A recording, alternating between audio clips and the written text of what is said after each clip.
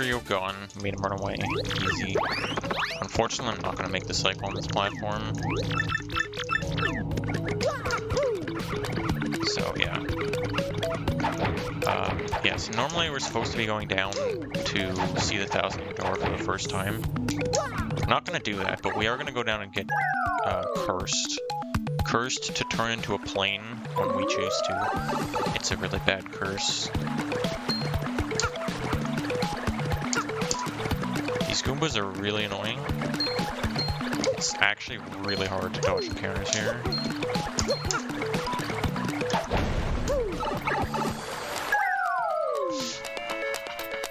And down here in this room, I'm gonna hit a hidden block to get a badge. Pretty lucky. Which I'm not actually going to use ever in this run. But we are going to be picking up a lot of different badges because you can sell them in this game, unlike the original. And they sell for a lot of money, so it's a really good way to make a lot of money. And enables us to do a lot of cool routing. So just assume like most badges I pick up are going to be sold. Like for example, pretty lucky that I just picked up their sales for 75 coins, which is a lot.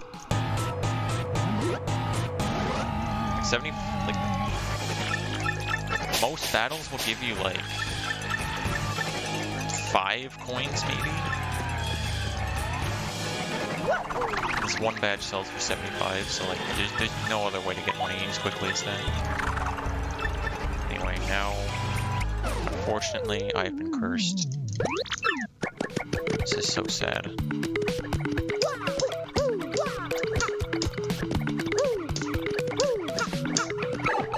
So I'll talk about speed swapping a bit. You'll see me doing these kind of jumps here, where like I'm facing backwards.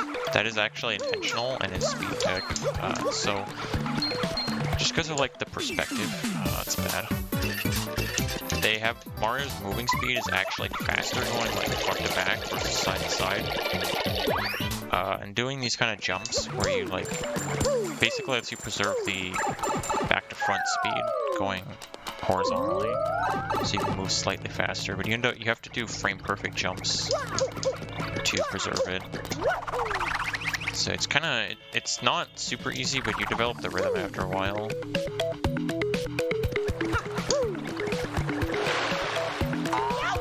Alright. This is definitely the intended way to chapter 1. Don't worry.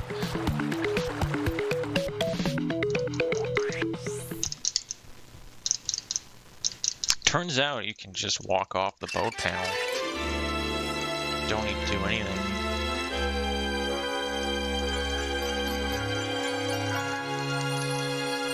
Okay, actually, no. That was a glitch. That was a double frame perfect glitch. Called the hazard respawn glitch. So, in this game, when you like fall into water or on spikes or stuff, you don't you get sent back to a certain coordinate that's like the hazard respawn coordinate, and that gets set by like walking in certain zones.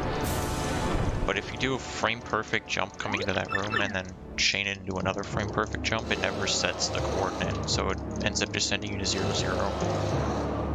Which is just barely on that island.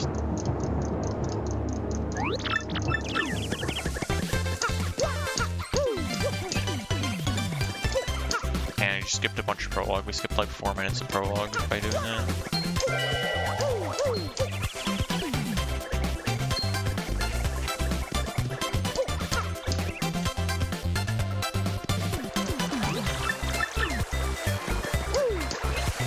There's another hazard respawn you can do here to skip the bridge. It's really stupid, so I don't go for it, but because 0, 0 is actually like kind of in the middle of this river, and then you have to do another frame perfect jump from getting up to make it to the other side. It saves like 20 seconds if you get it first try, but it's really stupid because you can literally just die if you don't get it.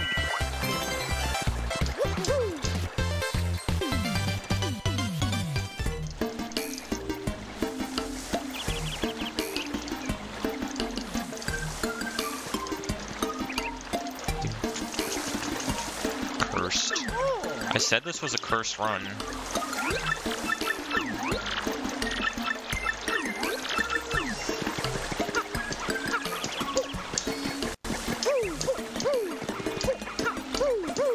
Yeah, so the other consequence of doing a blooper skip there to get into chapter 1 early is that normally the trigger to lose Frankly as a partner is when you go and visit 1,000 Year Door and then you go back to his house. But since we skipped that, he's just with us.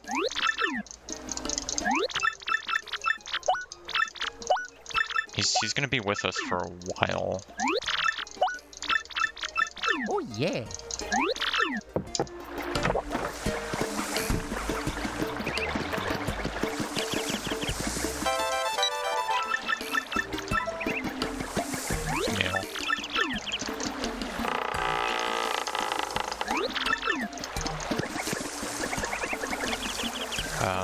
So yeah,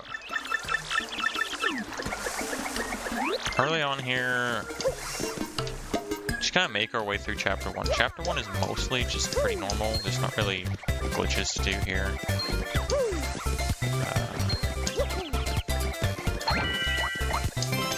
The main thing is going to be optimizing the combat. There's a lot of forced encounters. So there's these clefts, and then later the bristles, which are kind of tutorial fights to teach you about how useful items are. These enemies kind of just like aren't really vulnerable to anything you have yet, and you're supposed to just use power blocks to kill them, which they provide right outside the rooms. So it's basically just the way for the game to say, hey, you should use items. Items are useful.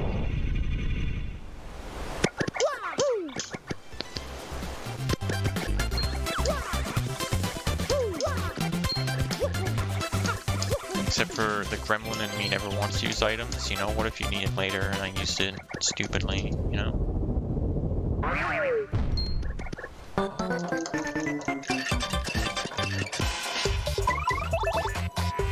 So another thing in these fights, another small little thing is when you use the POW block, I got lucky here. When you use the POW block, it has a pretty high chance of knocking over the background, which costs like 3 seconds if that happens. But luckily it didn't happen on either fight, so that's just free time save. Alright, let's just not try to get that fire flower. I'm picking up that in coupon for some money.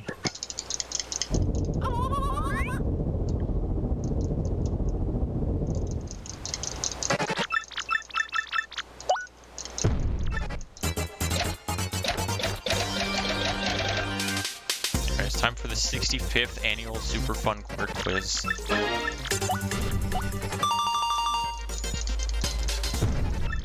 The answers are always the same, so it's just a matter of picking the right one.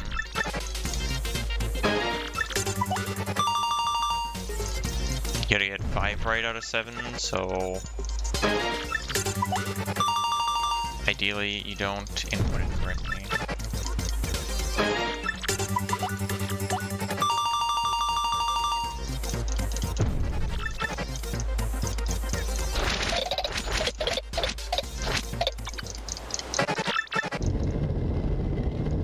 This is the kind of thing in a Mario RPG that just like makes perfect sense.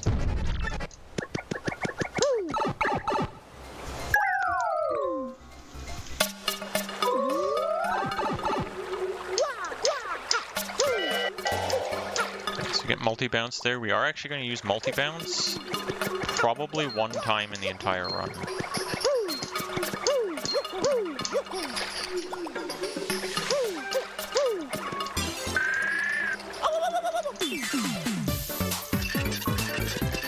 So here in Schwank Fortress, we have 2 forced fuzzy encounters, and this is where we're going to use items like the game taught us. We got these fire flowers here, which do 3 damage to all enemies. So fire flowers are really useful in the early game, just because 3 damage is actually more than you can deal with any of your attacks. Like, it does more than any of your single target attacks, and deals 3 to everything, so it's really useful. Until we get better tools. The only drawback really is the animation is super long. Okay, I don't know how I dodged that encounter. So as for getting unintentional encounters, they're bad for two reasons. One is, obviously, it costs a lot of time if you get into a fight you don't want to get into. But every time you run away from a fight, you lose 5 points. And money's actually really tight early on in this round, so getting into too many encounters can mess up your money round.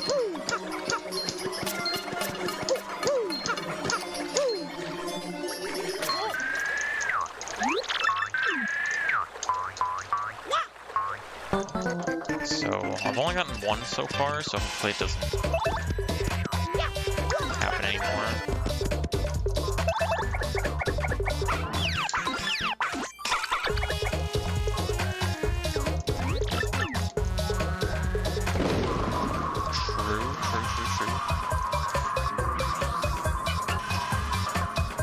Game shows are fun. Yeah, so gold fuzzy here. This is another fight. Ideally, we want the super guard for extra damage.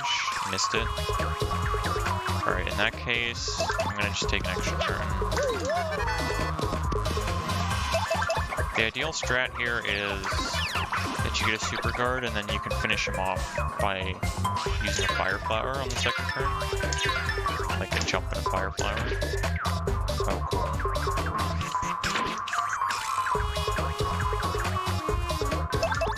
But if you miss the super guard, it's kind of not really worth using the fire flower. You're kind of just better off taking an extra turn because it's actually not that much slower, considering how long the fire flower animation is, and just holding on to an extra item helps the money round. So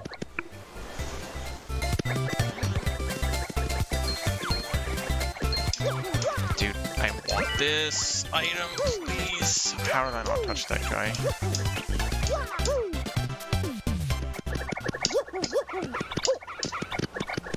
Enemy RNG can be rough.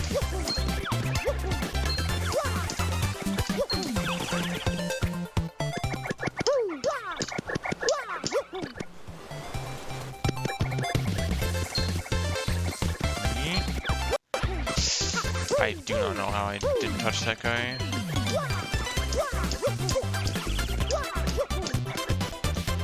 Alright, so at this point, I'm just gonna go back to enter Hooktail's castle now that I got the 2 keys. On the way back, I'm gonna try to get Close Call, which is a badge out of block, which I hit on the way in, but when you hit an item out of a block, it can either go left or right. And if it's a block that you're going to pass by multiple times, like in different directions, generally if it goes the opposite direction for you, you just try to get it on the next trip. Hope it goes the correct way another time. So, hopefully it's going to go the correct way for me this time. This one you get 3 chances at. This one especially, you don't want to try to pick up if it goes the wrong way, just because there's the Goomba chasing you, and he makes it really annoying.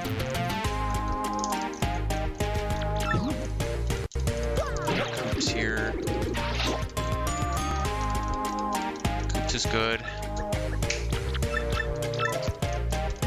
Sorry, my cat is digging into my plant pot for some reason. Hey! Stop it.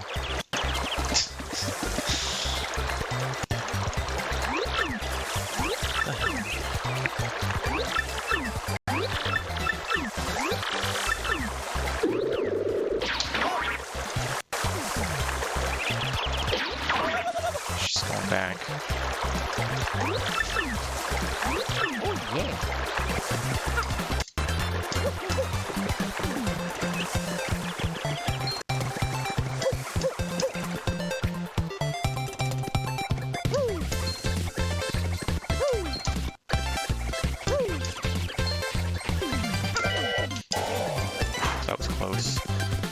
That was a close call, haha.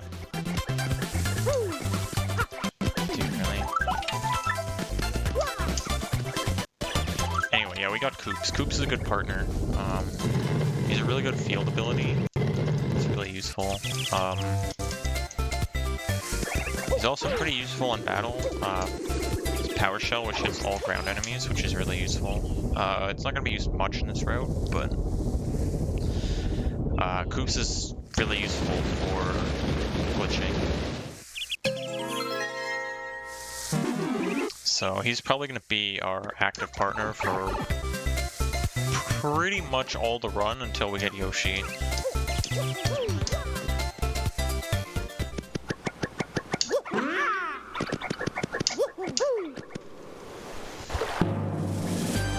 Yeah, she absolutely just dug up a bunch of soil on the floor for some reason.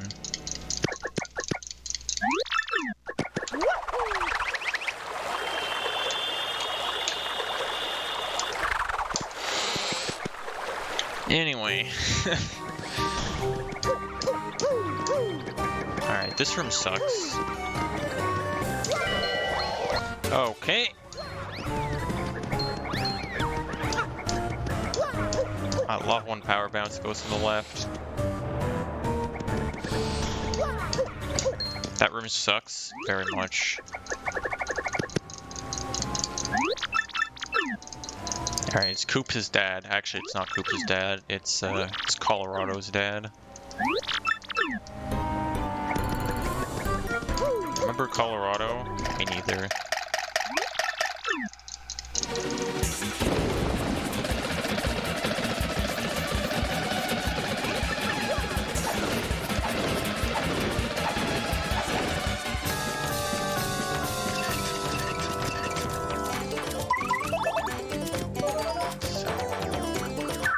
Redbone's fight.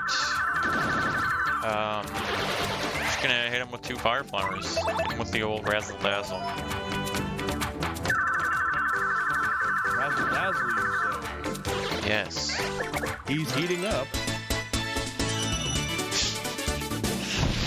How's it going, bud? It's going. Well, we had miscommunication this morning, so I'm just going to take this quick moment to welcome you all back to Kishithon. We are raising money, and you can do !donate in the chat to pull it up. And there's a cat on stream. We like cats. My mic is low. Well, oh no, she's doing it again. When Glan gets to a spot where he can turn me up, maybe. Oh yeah. Soon TM. Yeah, that's fine. Alternatively, I can yell.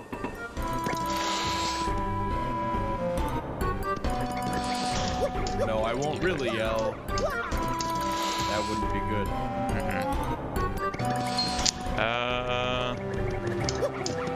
I can. Yeah. In this room, I guess. Yeah, you're fine. Just drag that Discord volume until I'm hitting the yellow. That's okay. Hey, Mr. CN. Alright, I'll try that. Oh my god, I'm gonna die. Oh no. No! No dying!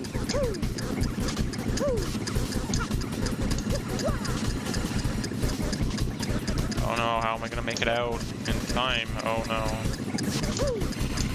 Yeah, we did it. Oh, good. Oh.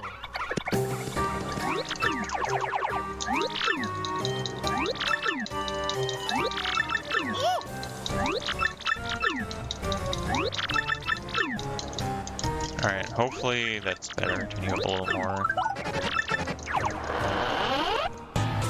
I hope that it is better. Oh no, we got cursed again. It's over.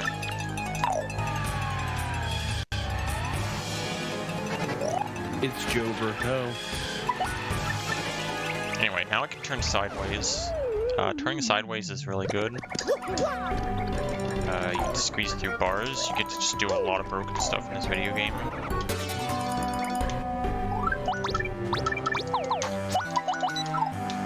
so mismenued there. Ideally, you do the menu there and you finish coming out of paper mode while the menu's up. And then I equip 3 of the badges there, and also check my email, which I have to do to not get email explained the next time I get another email, which just lose time.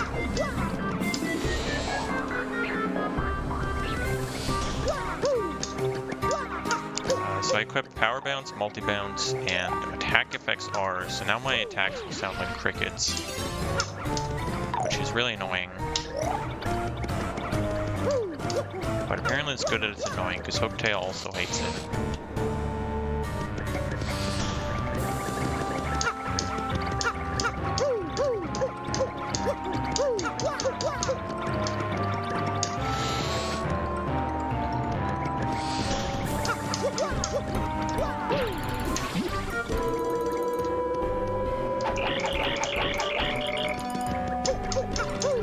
Hooktail Castle overall just has some cool execution in it. There's another little trick coming up here called window jump, which is free, by the way. You're supposed to make the second bridge here appear so that you can get in front of this window and jump into it, but you can apparently not make it in the window and have to go all the way back. It's a good trick.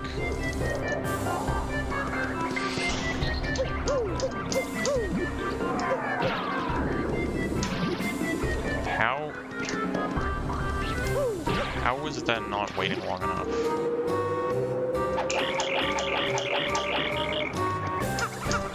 If you get an opportunity, I'm being told behind the scenes to just turn the game down a smidgen and we'll be perfect. Oh, okay. Just a few dB, that's all. Okay. I'm losing my mind right now, apparently. I'm so sorry. I know setup can be stressful.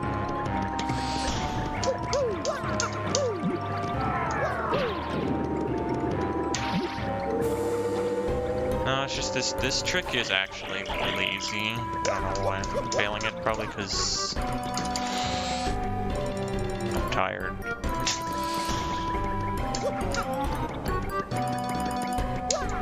There. Easy. Glad I demonstrated how easy and free this trick is by failing it twice. You demonstrated what they shouldn't do. Yeah.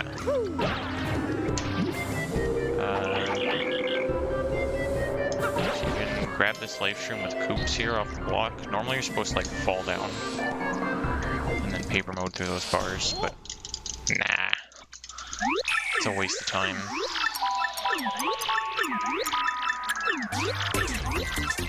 Any Miss Mouse fans in the chat?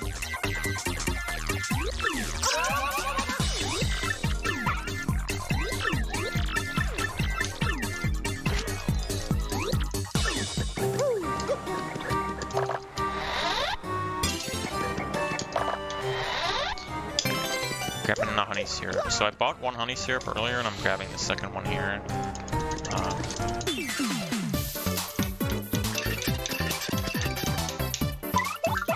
It's because I need to do power bounces on Hooktail, which takes 3 FP. And I only have 5. The reason why I'm at 5 is because it's going to facilitate a strat later. But it ends up losing some time initially here.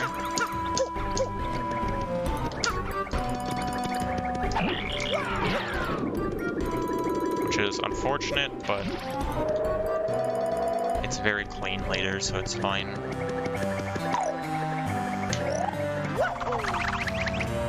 Mouse.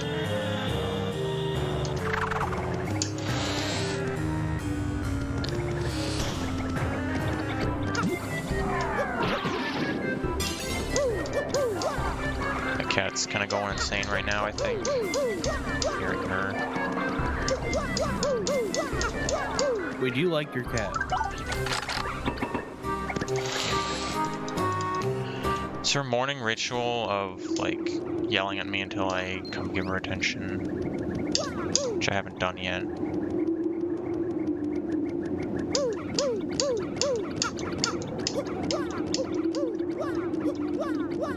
Alright, So climb up this big tower here to go to Hooktail. It is slightly faster to jump up this ramp than to walk.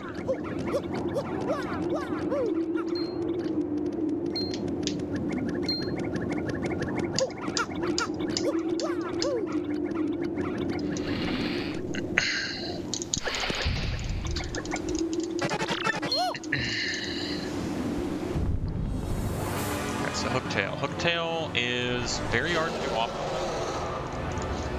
The optimal strat requires getting very high power bounces, like up to 9 or higher, and once you get, I think, to the 8th input, it becomes frame perfect.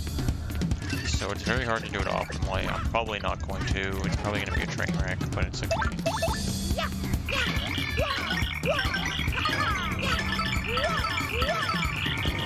Alright, that was 8. That's fine.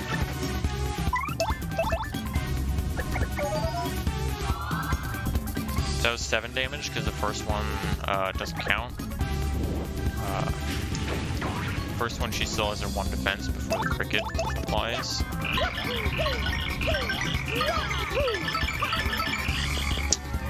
It's fine, whatever.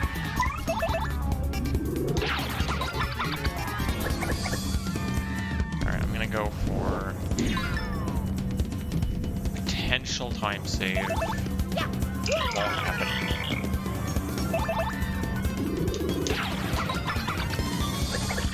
Ordinarily, you're supposed to just use the honey syrup again there, but by attacking right away, if I honey syrup here on the second phase and I get a 10 bounce, then I end up not losing a turn. But that's unlikely.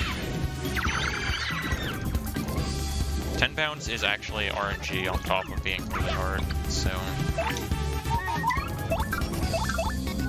I guess I don't have to pick Mario specifically, but yeah.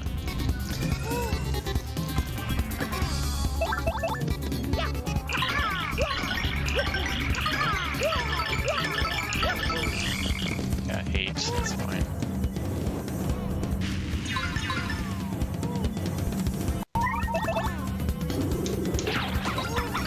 So how power bounces work in this game, and honestly this isn't even really relevant for this route because it's the only boss with a power bounce, but all bosses in this game have a soft cap. For Hooktail it's 9, so then he says like after you get to the 9th one, it's actually RNG whether it allows you to get another hit or not.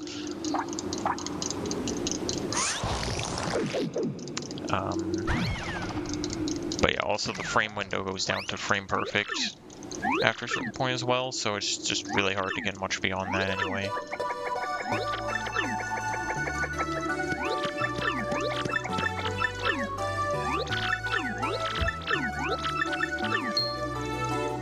Frankly, it's just inside of hoops. Normal things. Oh yeah.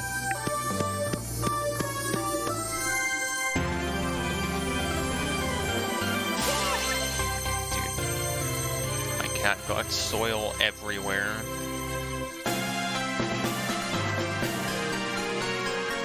Why would you do that? Did you guys see that? Because you're not paying attention to the cat.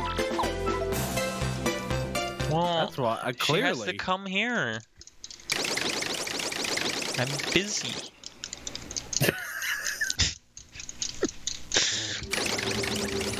Unless you guys just want me to stop the run and pet the cat. CJ's thinking about it. I'm gonna say keep going, but I am having a lot of fun.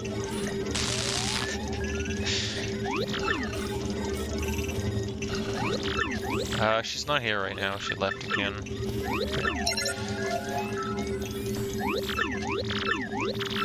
How much money to pet the cat? I don't know. I mean, I'll do it for free, just my run will go over estimate. Alright, if we get $10, cumulatively, before the end of the run, we can pause the timer and you can go pet the cat.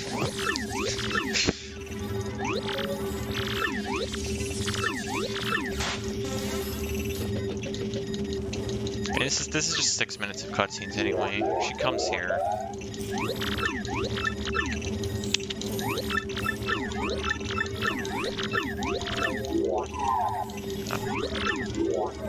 She's always really weird in the morning, I don't know why.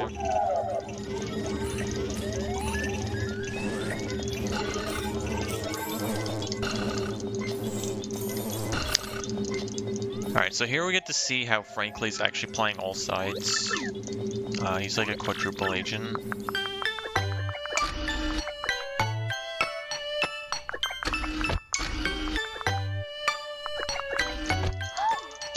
The dark secret of Frankly that nobody knows.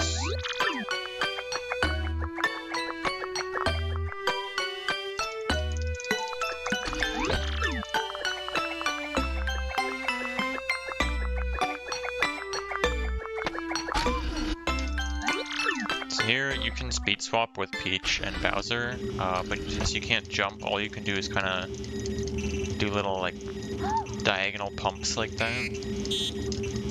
Which is really great because I started my first game that I ran was A Link to the Past, which is infamous for pumping, and then this game has pumping, so I just can't escape it.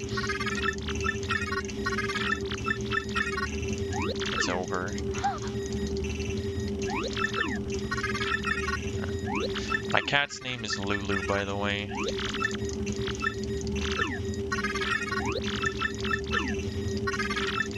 That's a great name for a kid. Yeah.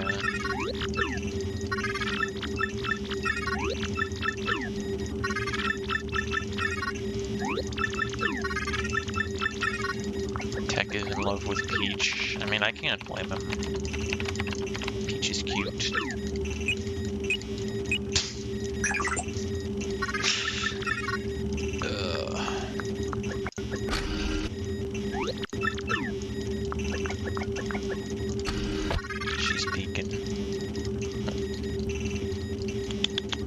That's a nice gamer glove you have there. Thank you.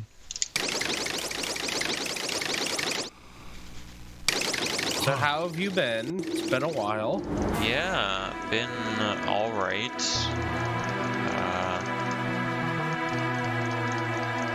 Is that a new staying plant? afloat. No, I've had it for, since I moved.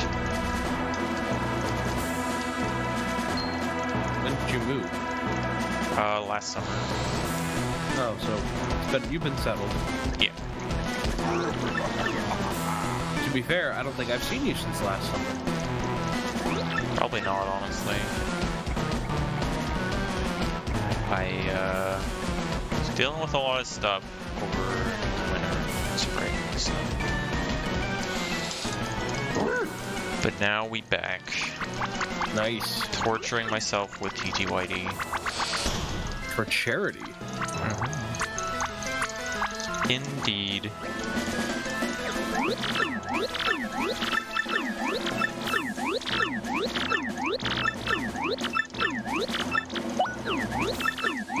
Alright, Bowser likes fried eggs. No.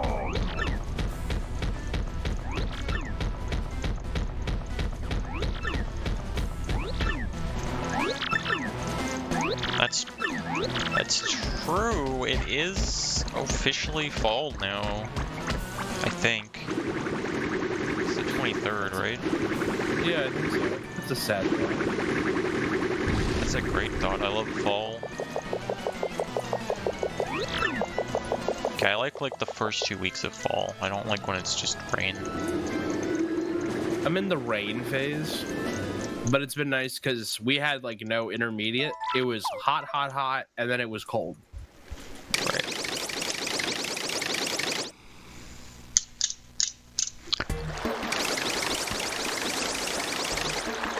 It's not too cold here yet, I think. I don't know. I haven't been outside much. Need to touch more grass. Alright, we're finally done. You have the plant. True. get the best badge in the game, Mega Rush P. Which makes it so your partners do 5 more damage if they are at 1 HP. Or dead. If they first strike. So they can still first strike if they're dead. They can? Yeah. Somehow.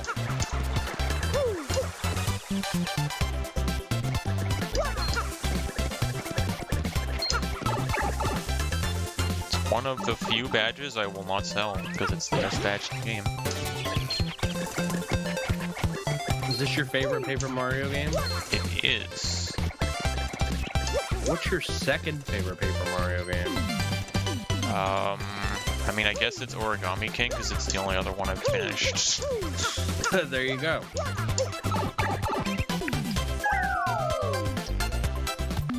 Just because the answer's easy doesn't mean the answer's wrong. True. Origami King was a good time. Gets too much hate. People hate it just because it's not TTYD. It's like, okay. I mean, it's not, but it's still fun. We received $25 to pet the cat. Pet the cat, okay. Where is she? I have no idea.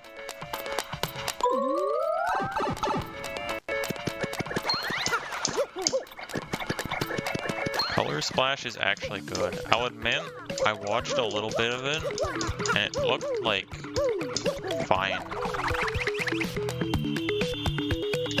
But I've never played it. The humor's really good. Yeah, I really like the humor in Origami King as well, but that's like the big selling point to me. It's not like very deep in terms of gameplay, but it's just kind of a good time.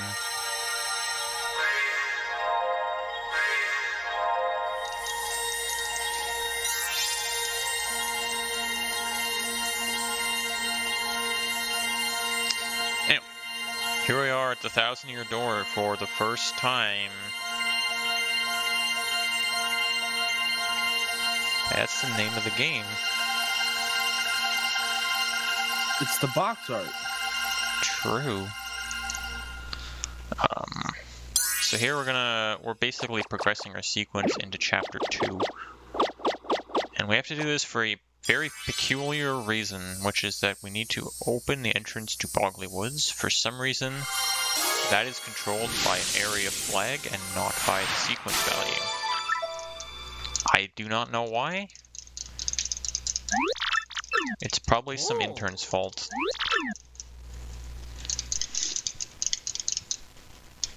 But because of that, we have to get our sequence up to the point where Punio is there and we'll open it before we can do any big sequence breaks into the future.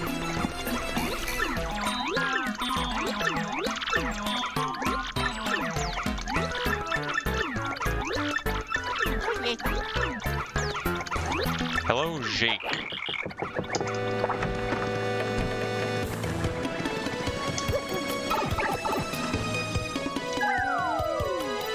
What is my money situation? Pay attention.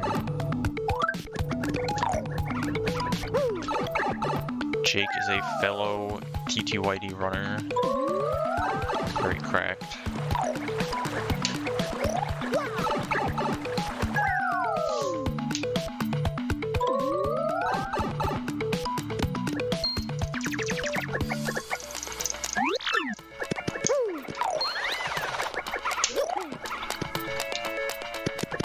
Alright, so Punio's here, he'll open the door. We're definitely doing chapter 2 now, absolutely.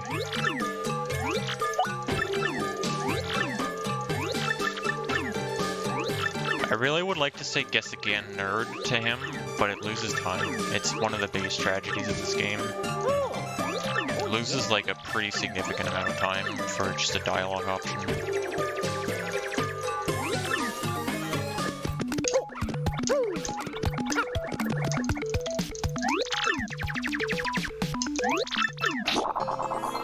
so for some reason that being open is an area flag. It's not part of the sequence. I don't know why.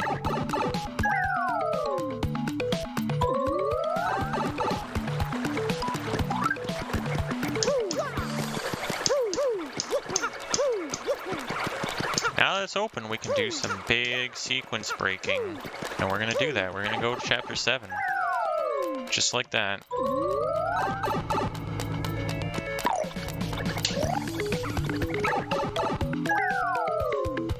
First, I gotta stock up on some items and buy the contact lens and stuff.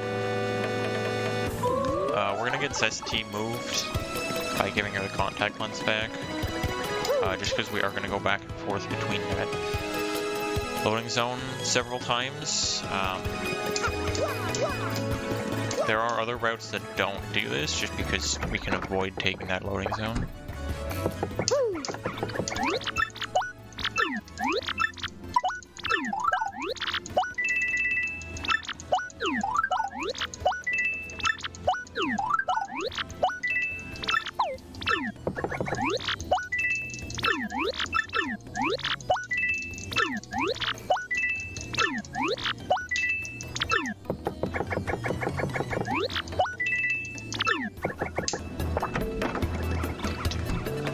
So we're gonna stock up on more fright masks. I bought a bunch at the beginning, and I'm buying the rest now. So I have 8 now, which is kind of where I want to be. But the reason I bought some earlier was just to lose less money from getting robbed, basically.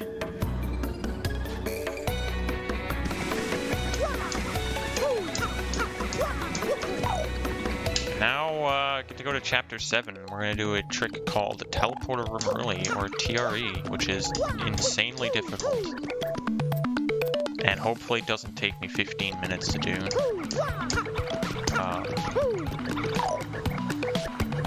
Basically, we need a precise stick angle. And I have to do an unspin jump, which is releasing R and pressing A on the same frame. And I have to do that on a 1 or 2 frame window. It's very, very difficult, but doing that allows us to clip into a small crack in the collision here to get inside this door that's normally locked. I mean, it is locked.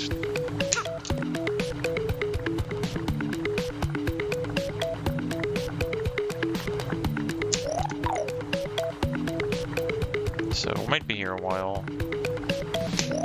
So I hope you gamers are all having a good time and a good day. You got your popcorn.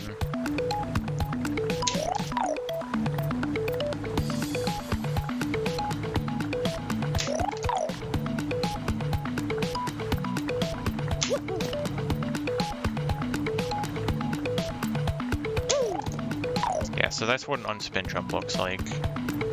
Sorry, I think I had the wrong angle there, maybe? Or I was too late.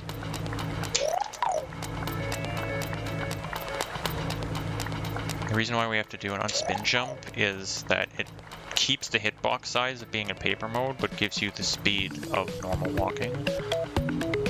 And you need that speed to get through this crack, in addition to the small hitbox.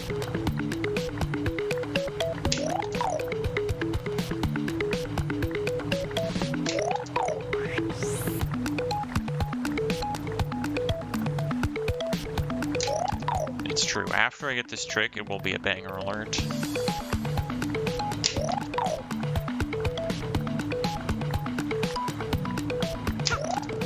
That was the wrong angle.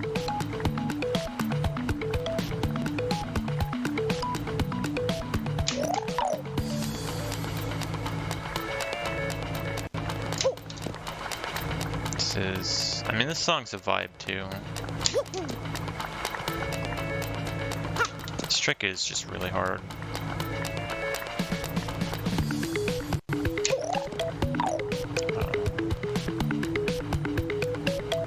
Let's get a... What is everyone's favorite partner in this video game? Let's just start the conversation while I lose my mind on this trick. And why is it Vivian?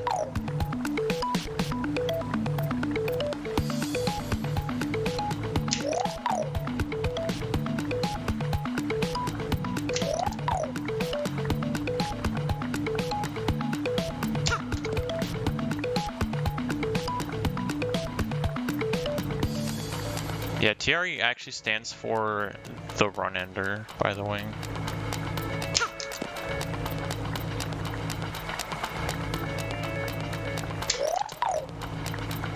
Yeah, we stand Vivian.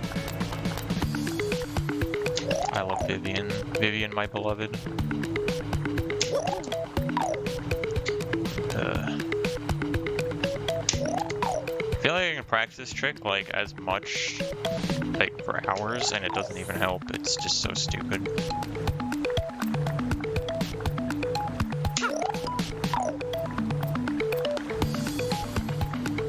I'm gonna be honest, I never liked Yoshi when I played this game as a kid. I never liked Yoshi. I never used him.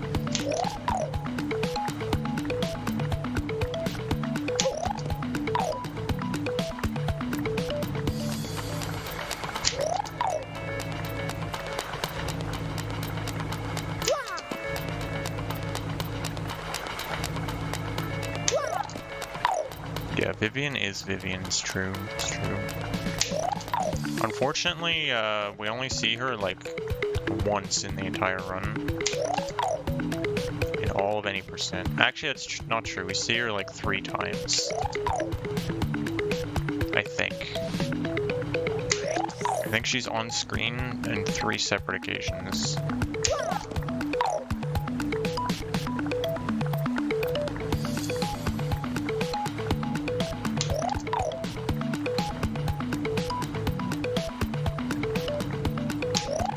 Please.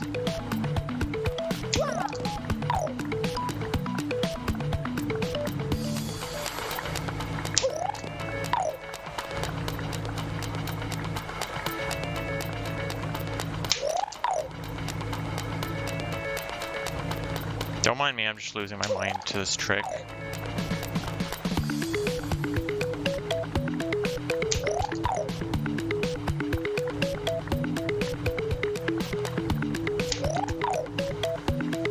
Oh yes, of course, Flurry's big damage numbers.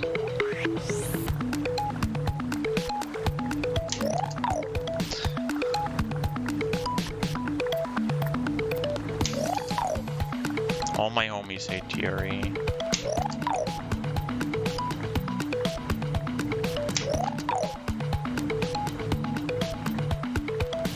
This is actually awful. It should not be taking me this long.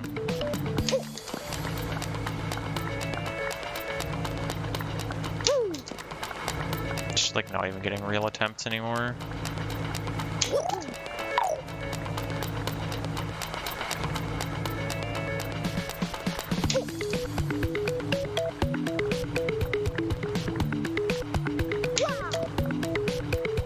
Nah, they had no reason to change Flurry.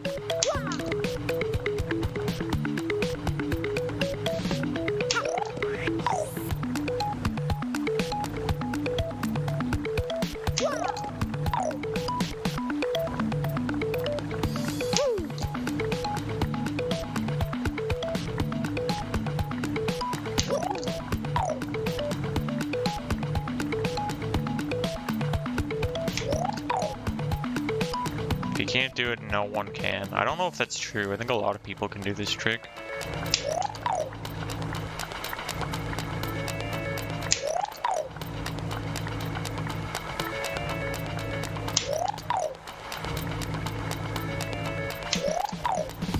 Alright, well it turns out this is going to take me 10 minutes, so I guess grab the popcorn.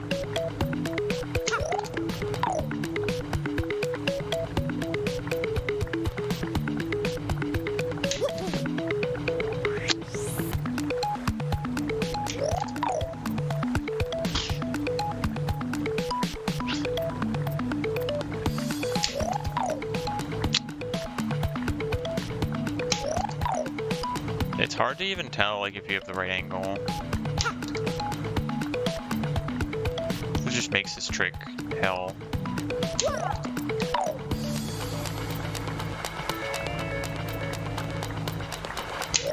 There's a way you can do it where you, like, reset the neutral position on the stick. I hate it, because I just never can get the right angle doing it.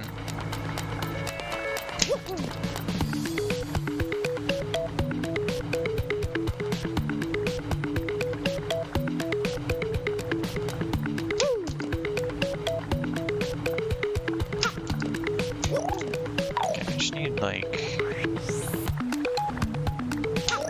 There we go.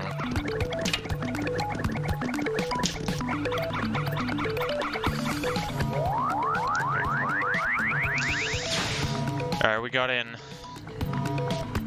Easy game. That was optimal, I think.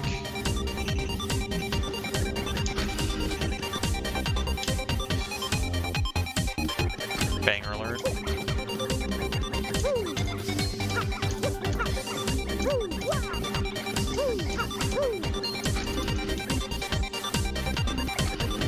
Alright, so we gotta do a few things here. We're mainly here to advance the sequence point to Chapter 7. But while we're here, we gotta pick up a few things. Reading the red note there that tells you the password advances the sequence, which is kind of weird because you don't actually need to read it in order to enter the password, but if it didn't,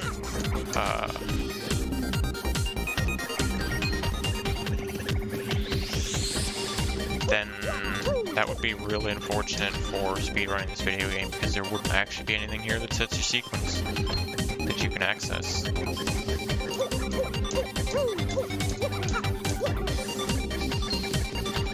This guy sucks.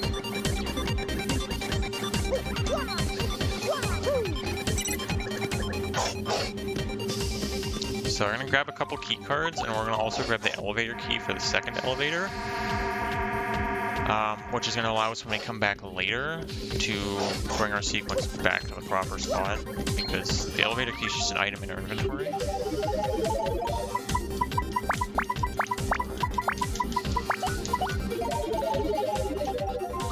Which means we can just use it later regardless of what sequence we come back with.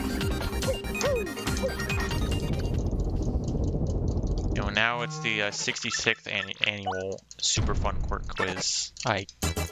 I cannot say that, I'm sorry.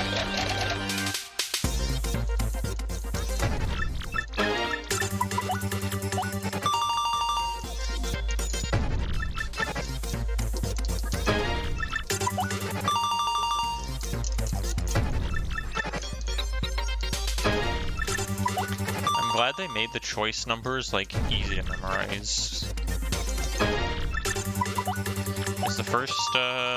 The first quiz is 1, 3, 4, 2, 3, and the second one is 3, 4, 2, 3, 1. So it's like kind of similar.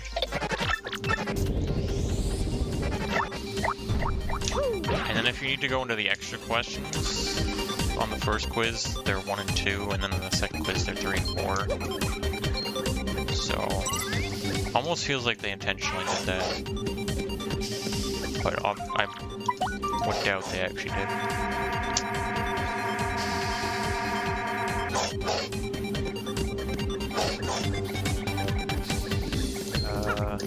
Why is that guy all the way over there?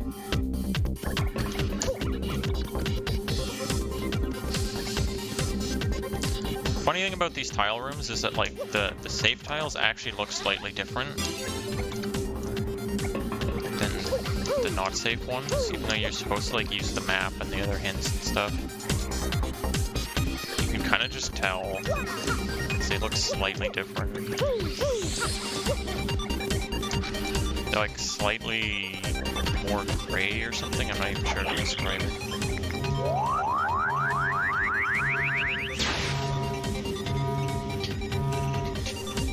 So now remember what I talked about earlier, where if you advance the sequence to a later point, then the game's going to act as if you've beaten everything up to that point. So now, because I set it to a point in Chapter 7, the game's going to act as if I beat the first 6 chapters.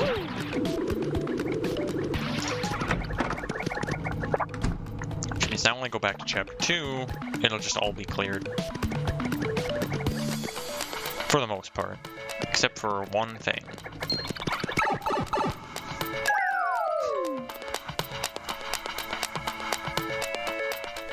Also, I will still pet the cat when she comes back. Also, I didn't explain at all what I was doing at the door there. So that door is kind of special, and we can use it to get what's called jump storage, which I get by essentially interacting the animation of using hoops on the correct frame by opening the door. And that's going to kind of store a value that says Mario is in the middle of jumping. And with that value stored, if I get some vertical speed by stepping up a small step, I can then hold A to just gain infinite height. So I'm going to use that here to get double dip without boat mode.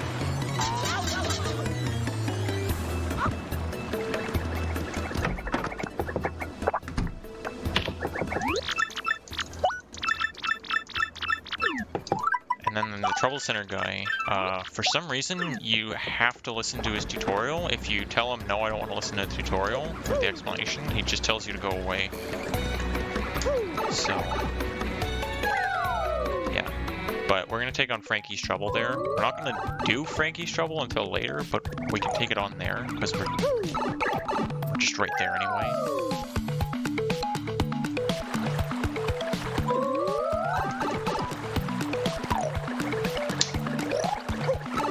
We're not gonna actually do that trouble for like 40 minutes or something.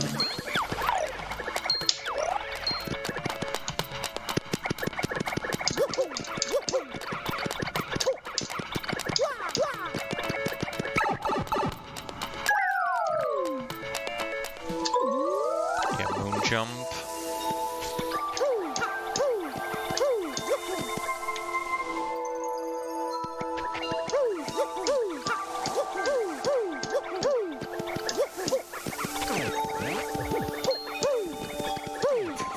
Screen's kind of annoying. It's not too bad though. So now, yeah, like everything's already done in this chapter. There's no story or anything. And we're going in here to get these super boots. Swap to Goombella in the background there because it saves on the animation of, you know, seeing the partner swap out. It saves like half a second or something.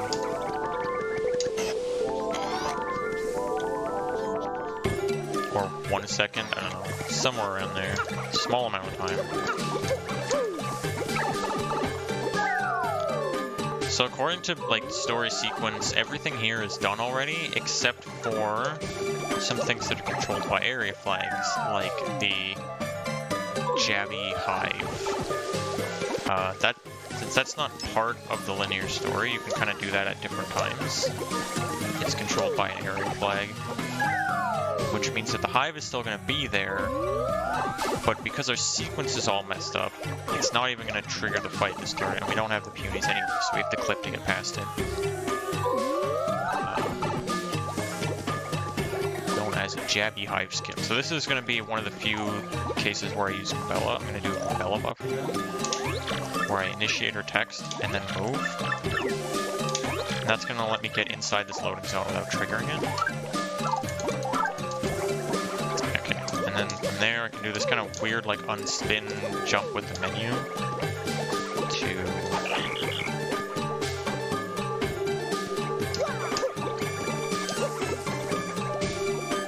get inside the wall and just walk around out of bounds.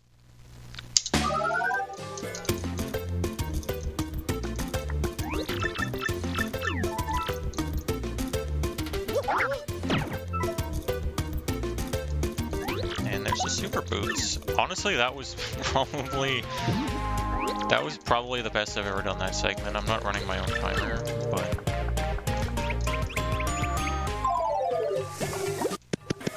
that was really clean.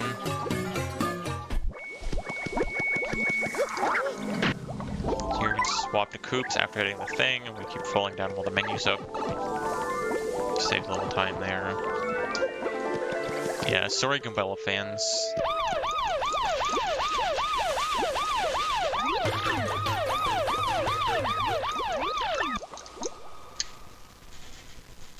When the boots are super. True. Boots let us do a ground pound. Which we will use I think exactly once in this route. Well, not exactly once, but like the reason why we need it is exactly one thing.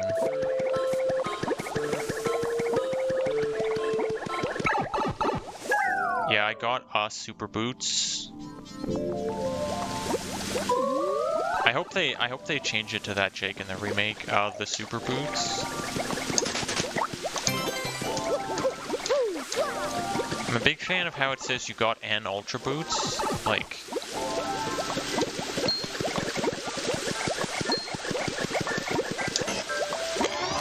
it can check that it starts with a vowel, so it should be an, but it can't check that it's plural and it shouldn't be at all, you know? It's just funny.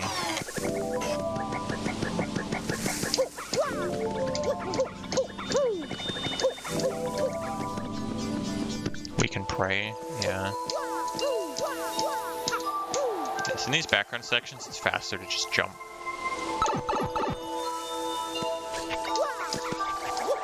I hope they make background movement less janky in the remake.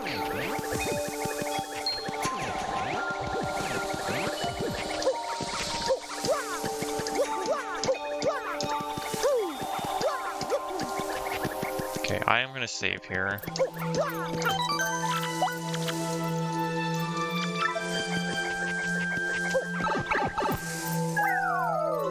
I probably won't need that save, but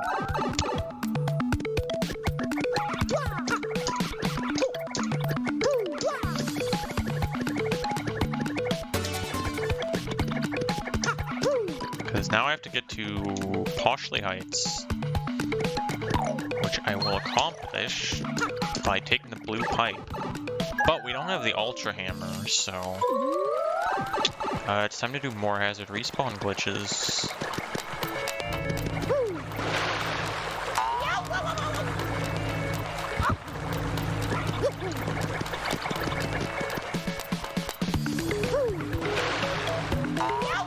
See, this game's easy.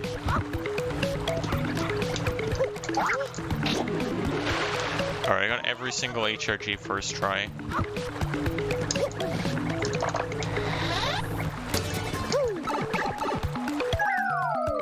Yeah, so that's what we need the super boots for. Hitting that switch, that's it.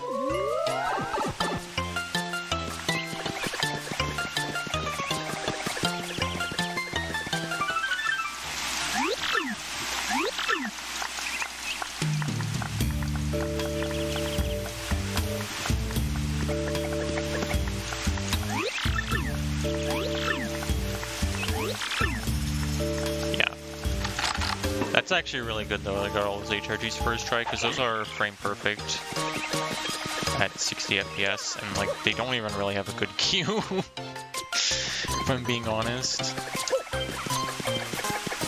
Alright, so now I'm going to do something that's exclusive to the US version, which is really cool, even though this version is slower. It's just the version I run on, because I'm stubborn. But now that we advanced the sequence to kind of where we talked to Pennington outside the Sanctum, there's a trigger here for an email that you're supposed to get on day 3 of the train.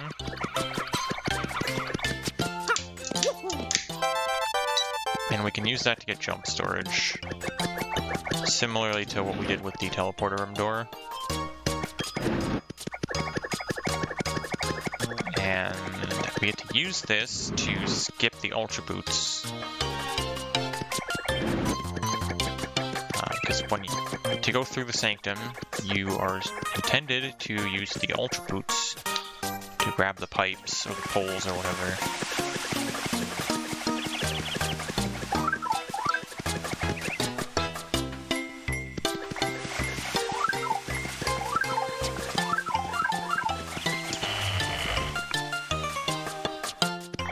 We have to be really careful, because if at any point I like press A to jump, then I lose the jump storage. And I learned the hard way that the door into the sanctum has like deceptive hitbox. You have to kind of be in the center of the doors to open it. If you're like too far to the left, you just don't open it, you jump.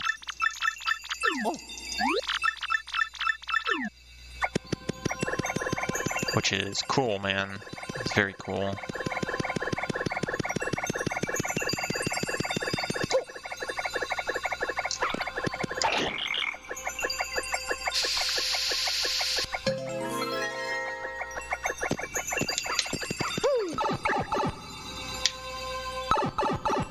So that skips getting the Ultra Boots. The Ultra Boots are very awful to get. You need Vivian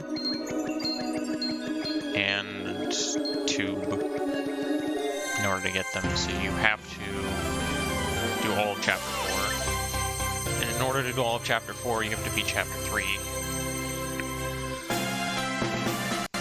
So, yeah, it's not something you want to get 90% ever.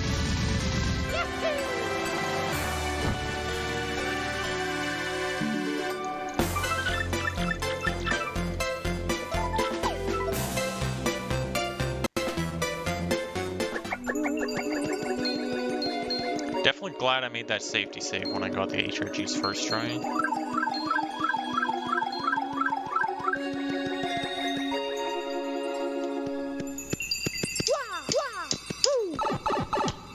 Alright, so now you might be wondering, why did we beat Chapter 6? This is all part of the process to get into Glitzville, so we can get Yoshi. In order to get into Glitzville, you have to take the blimp, and normally you have to get the blimp ticket, or the blimp, obviously. In order to get the blimp ticket, the only way to do that is to beat Chapter 2. Because otherwise you just can't do the proper bit of the story to get the blimp ticket from Don Pianta. So what instead we're going to do is we're going to do blimp ticket skip, which is going to be another super jump, but in order to do it we have to be coming off the train after beating Chapter 6. And this just works out to be faster because we don't have to beat Chapter 2, which is really long and annoying.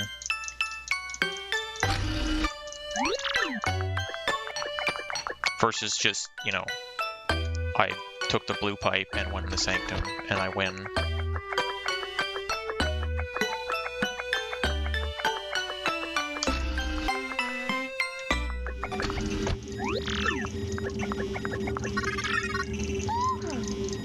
Some more Peach and Bowser.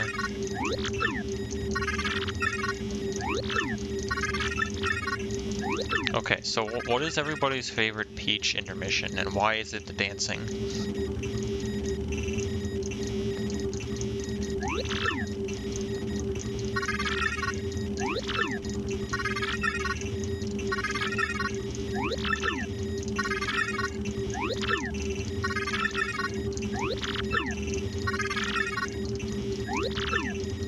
You like trains? Trains are cool.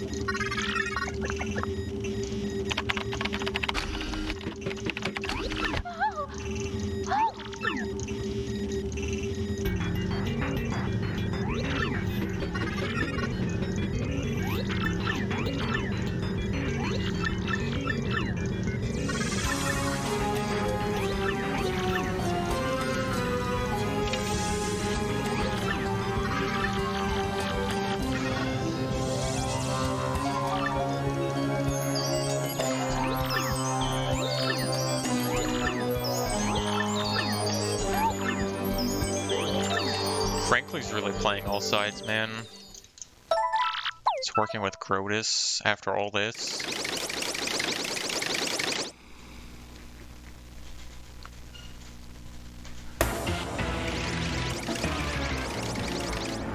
He's also working with Bowser.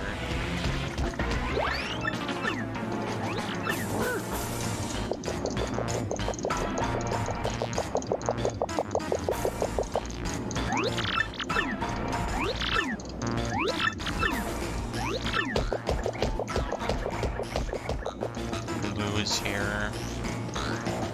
Just being weird.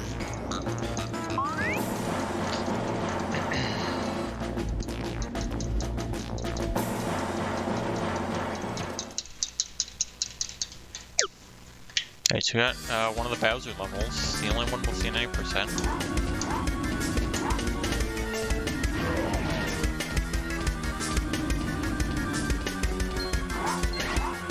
These aren't really that difficult, but they do a really good job at capturing how terrible SMP1's physics are.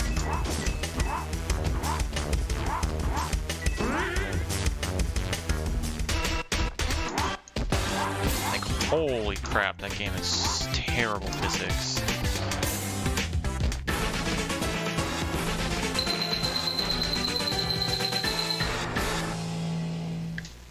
He got tiny hands. You know what they say.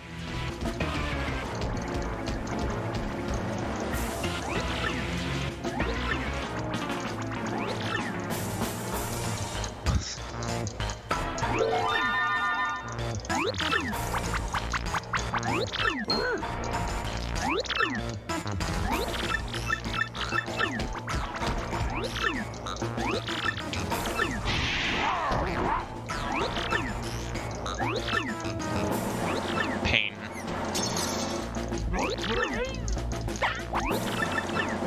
I missed the text box.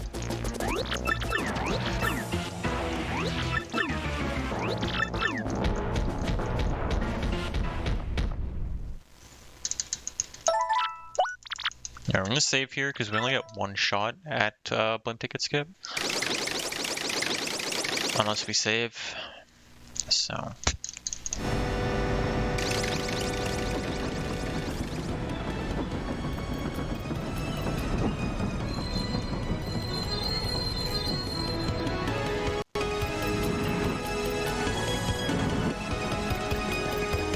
First we have to get out of bounds, another crack on the door thing, except this one we don't need a specific, or we don't need like a stupid angle for this one, it's just straight up. I guess it is still a specific angle, it's just, it can be really hard to find the crack though.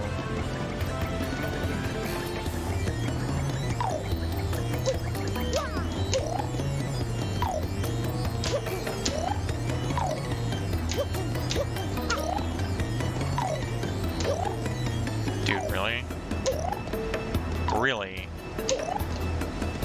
Why?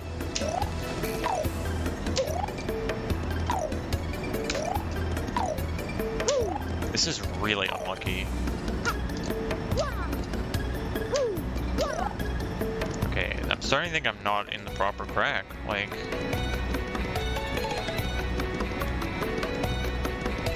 Or maybe I'm just getting really unlucky.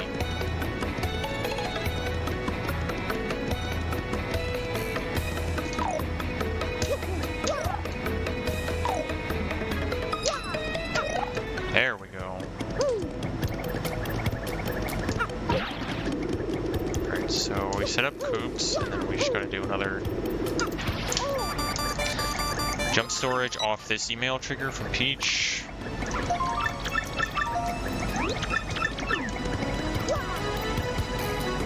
Easy.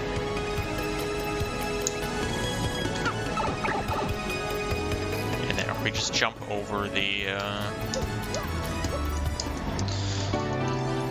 invisible walls surrounding the pipe.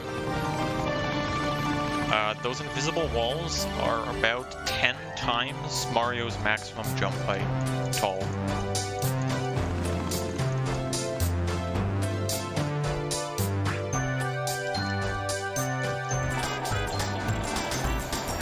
Alright, now we're at Blitzville. Blitzville's really cool, so the first thing we're going to do here is we're just going to leave. I don't want to be here. See you later, Blitzville.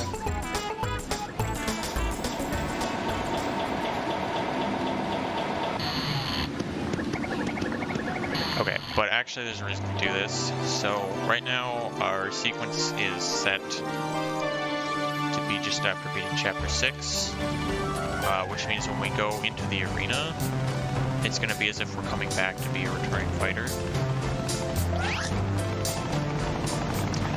And the game actually has a flag that makes you leave Blitzville before you can come back to be a returning fighter, because when you beat Chapter 3, you just spawn, like, in the lobby, or outside the lobby. And you can't just walk back in and be a returning fighter, you have to leave Glitzville and come back. So that's why we have to do this here, we have to just leave and come back.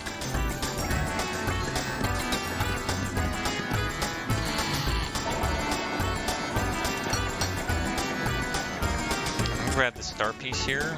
We're gonna spend 5 star pieces to get 1 badge later. So that's the 4th one I'm picking up.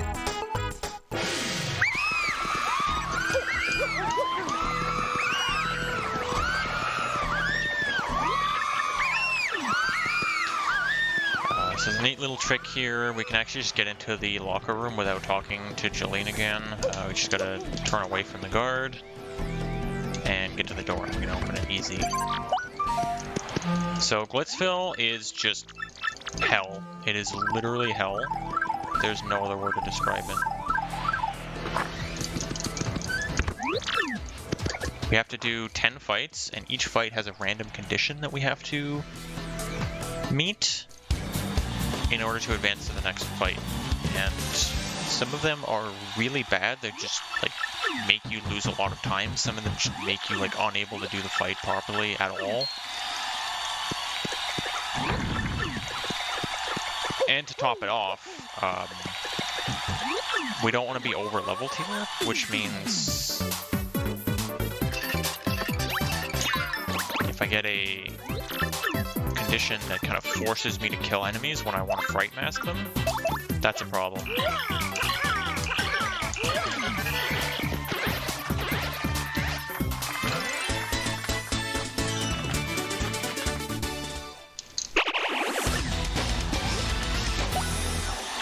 So hopefully we don't get unlucky. Most of the conditions don't matter, but there's a few that really do, and you always get them. Like it's pretty much impossible to not get them, because the game hates you. Glitzville just like actively punishes you for wanting to play the video game.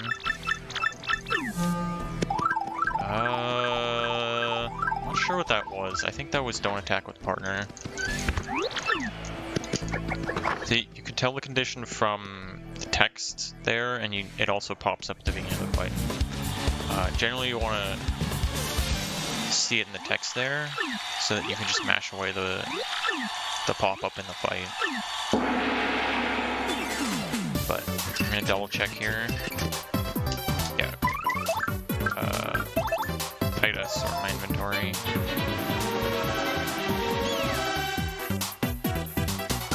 So most of the fights here we want to just fright mask. Some of them either just like don't work very well. Some enemies like just don't really run from fright masks. Or like the Goombas just give a lot of star points, and we'll just kill them for star point ripping.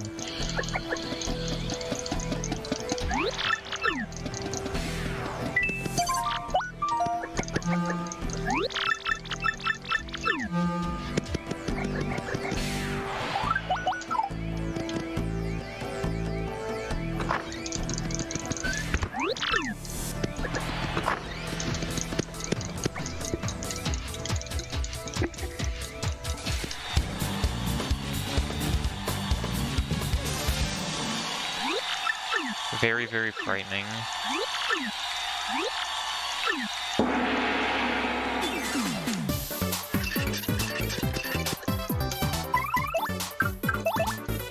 I just never remember the menu in here.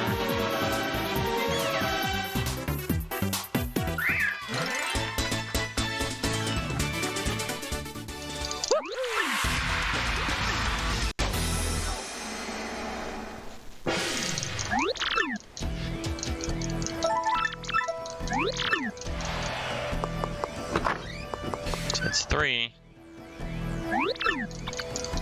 King K has to talk to us like all the time, and it's really annoying. Luckily, with this routing, we get to avoid one of the cutscenes, which is the first one. We already missed it.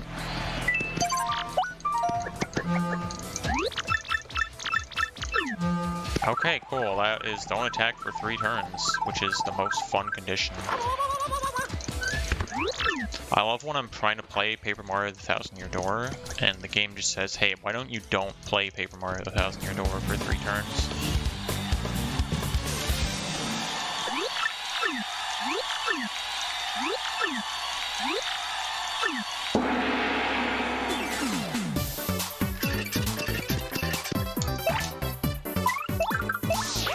Let's just defend here.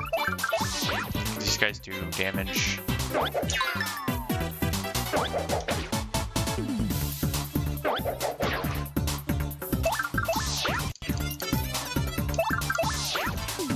This is also really bad because these guys can duplicate, which will mess up my experience routing.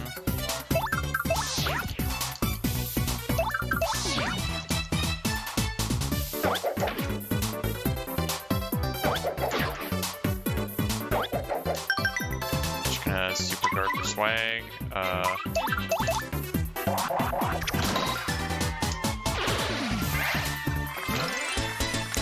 Cool. You love to see it.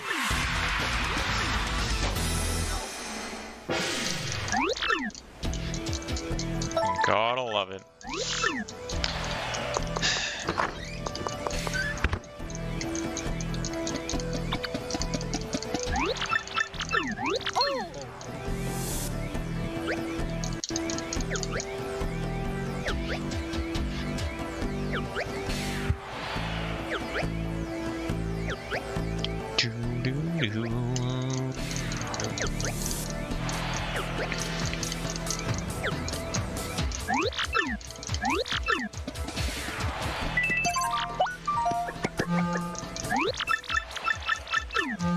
Alright, no hammer. That's a free condition because why would I ever use my hammer?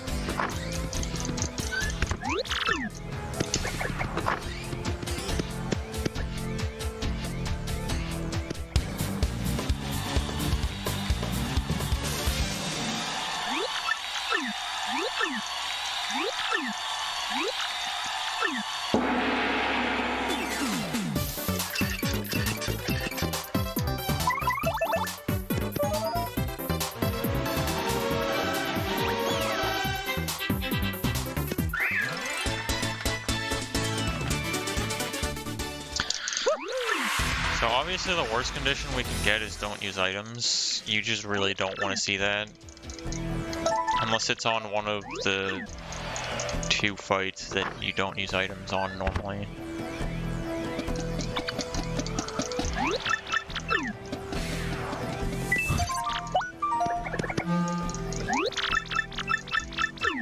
Okay, no hammer again.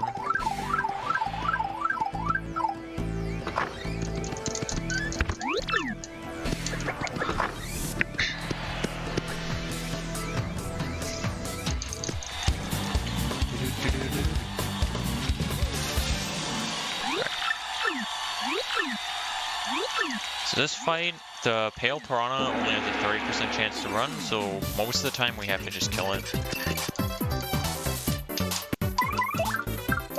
Which I actually will have to remember to not use my hammer.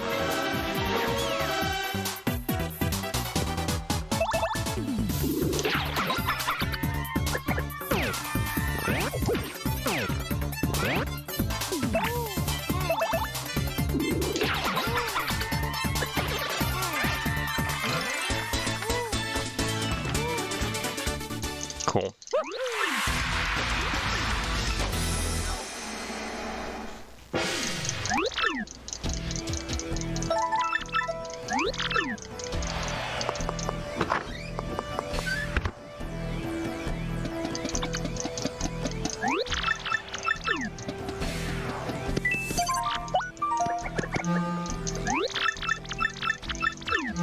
Take damage 5 times.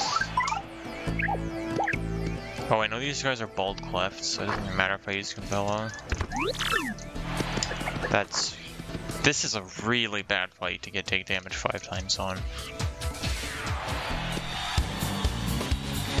Yeah, condition is always bad, but this is a really bad fight to get it on.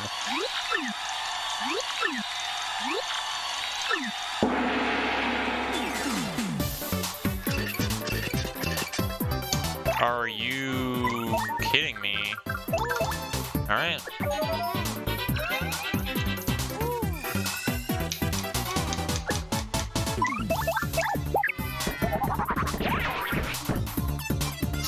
Because they do this.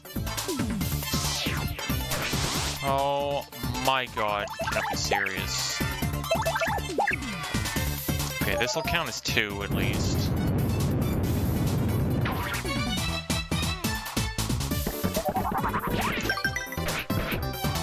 I just... I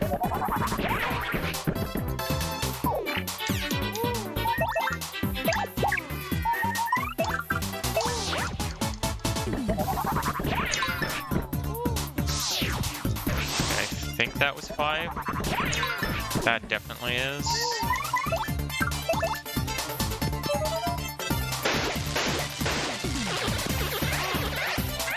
Alright, well we finally got the really bad condition on this Blitzville playthrough. There's always one. It is literally unavoidable.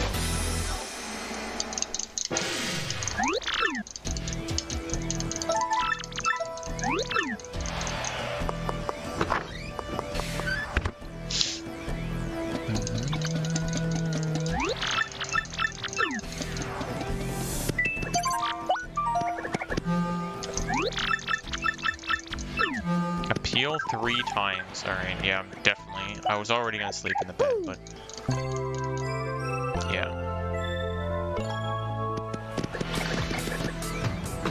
Alright, you guys want me to pet the cat now?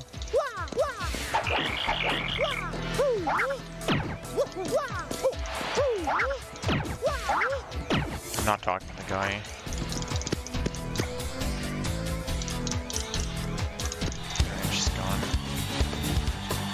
Sorry, that's it. Actually went back to the couch. I love getting a heal 3 times. It's so cringe. Oh no, dude, come on. This guy better not use that ice storm.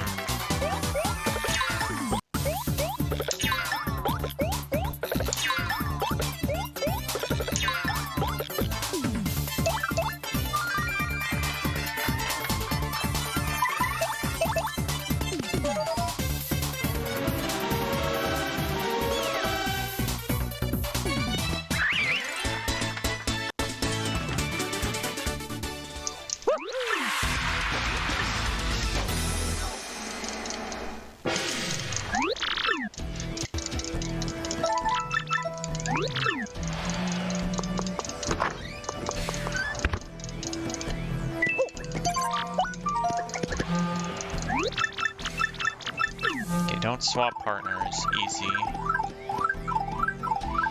Alright, so...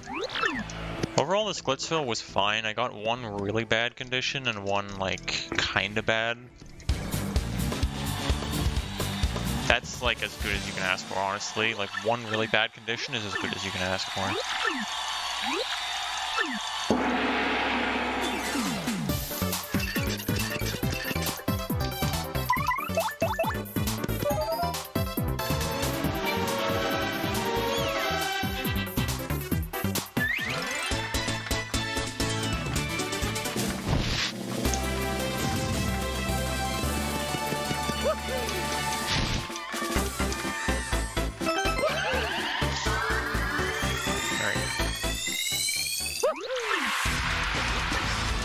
Alright, we're through the rough part. Now we have to run away from the Iron Clef so we get Yoshi.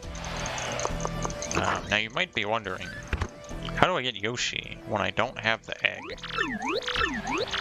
Well, I'm glad you asked. You see, I do have Frankly.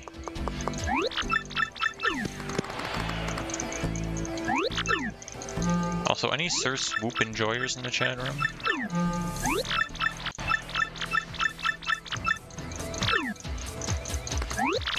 He has Wise for feet. Well, I'm glad you asked, a whale.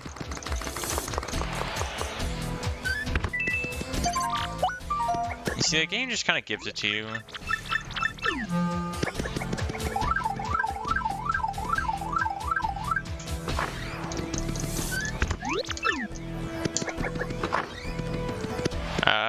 I don't know if you need a follower or not, but I have a follower, so. Frankly is gonna be an egg. He's gonna turn into Yoshi. Or Yabi, sorry.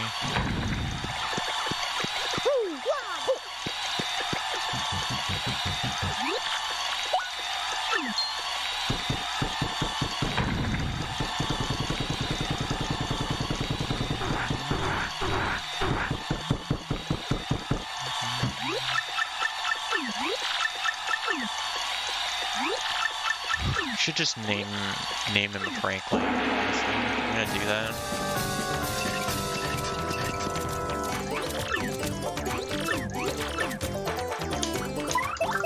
So somehow, even though these guys are literally invincible, they can't get out of the minor league. So that's a skill issue.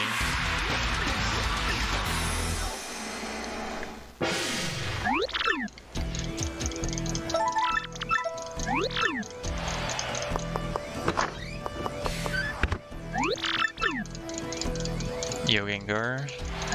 Huh? Green! What a good pace. No, this is a horribly bad pace. Alright, here we go.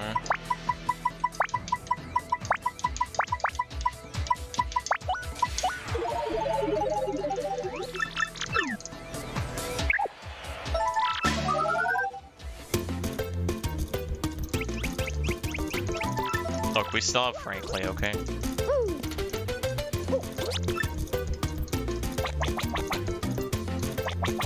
So there's a peculiar thing with this routing, which is the mechanic to determine Yoshi's color is kind of it starts a timer from when you pick up the egg to when Yoshi hatches, because you never pick up the egg. The timer is just running from the beginning of the game, basically. So your pace determines what color you get.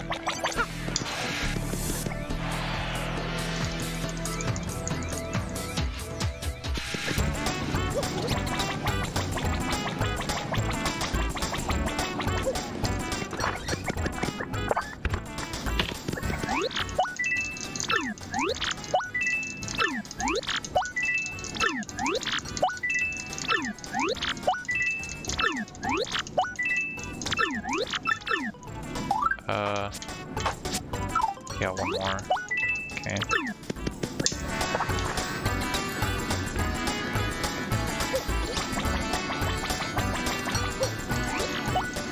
Normally green is like a really good pace, but this pace is so bad that it looped around back to green. Anyway, buy a bunch of point swaps there. Point swaps are going to come in handy later to get Yoshi into peril. Sorry, I mean Frankly. We're going to get Frankly into peril.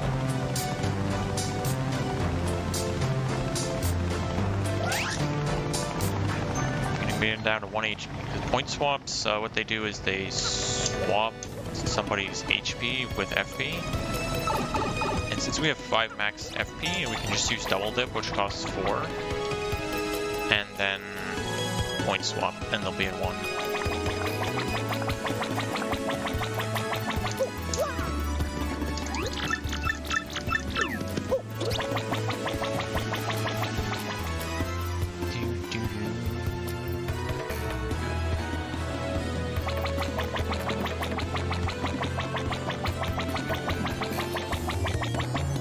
Now we're finally doing Frankly's Trouble here, which is going to get us the gold card. The gold card, we use the Piano Parlor, and it lets us buy Power Rush Ps. So we're going to buy a lot of Power Rush P, which is a badge that increases your partner's damage by 2 when they're at 5 or less HP.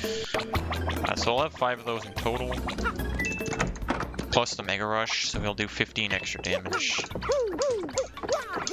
It's pretty fair.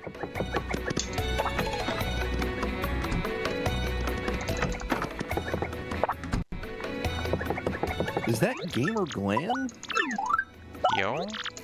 Gamer CC? Hello. Hi, everybody. I am taking over as host for a little while. In the interim. Nice. How's the run going? It's apparently pretty bad, but Oh, you know, it's TTYD. it is TTYD. I agree.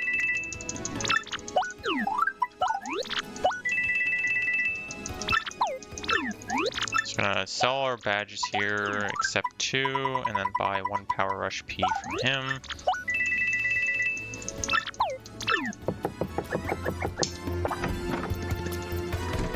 And the rest I'm gonna get from the Pianta Parlor. Once I get the gold card from Frankie, then I will be able to buy Power Rush Ps for 34 Piantas, which is 102 coins. I'm gonna get 4 of them. First, I'm gonna go into this shop here. This is gonna just set a bit of memory to prevent a crash later. I'll talk about that a bit later, but yeah.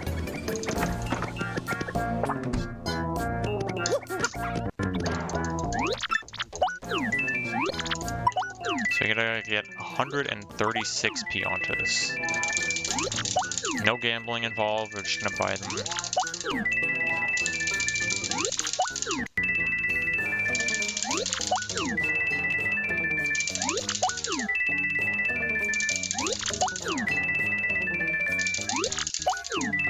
No gamba, sorry. This is literally a pay-to-win round.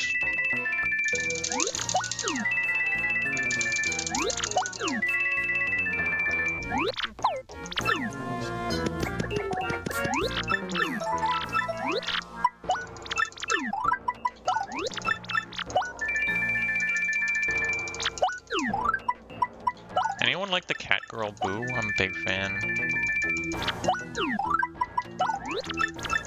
I'm into it.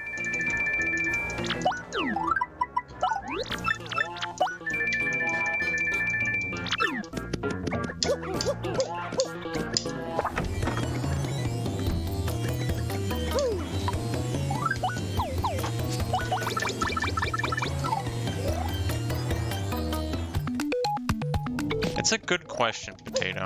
I don't know. I stan the cat girl Boo.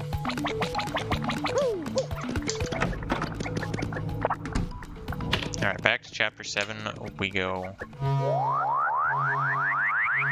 Now we're finally all set to just play through the rest of the game. We're definitely not going to do any huge major skip that's abhorrently awful to perform. Nope.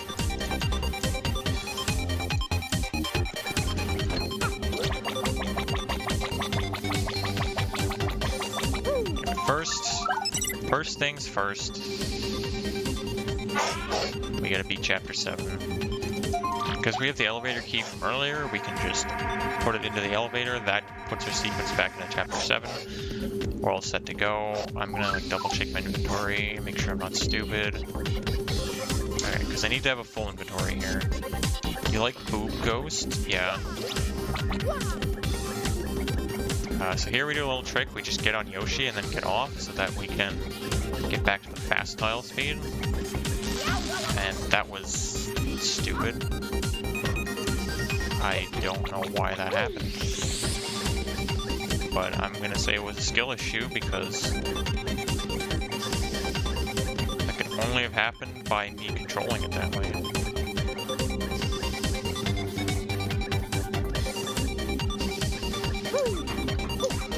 Oh my, okay, I almost skill kicked myself again there. Let's pretend that one didn't happen. So here we can get jump storage with Yoshi very nicely. You have to get on Yoshi as an item lands on us, like that.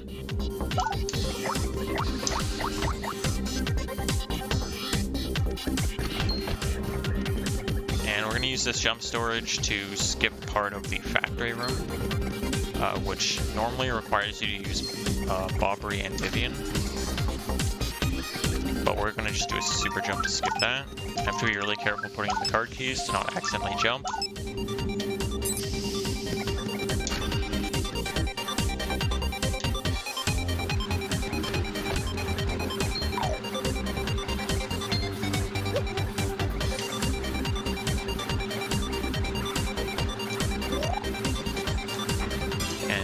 just get over that wall, grab the final card key, and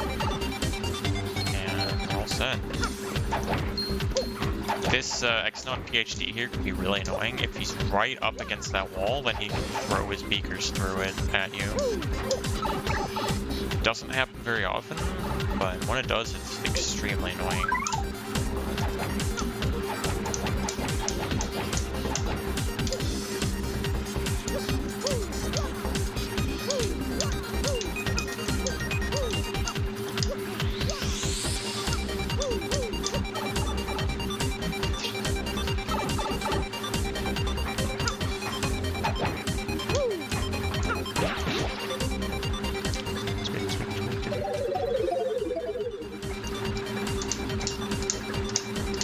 So here's where the crash that I mentioned would happen when opening this door. Because you're supposed to activate a switch that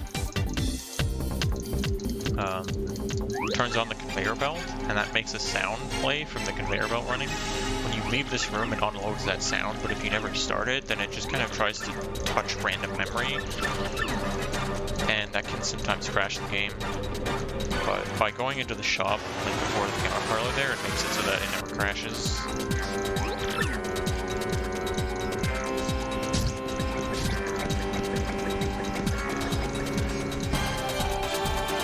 So Magnus 2, tough boss. We're gonna see our souped up Yobby in action. Get him, frankly.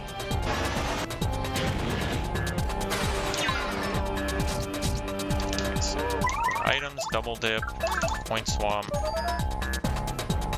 So now he just goes to 1 HP. All his badges are now active. He's going to do plus 15 damage with each hit.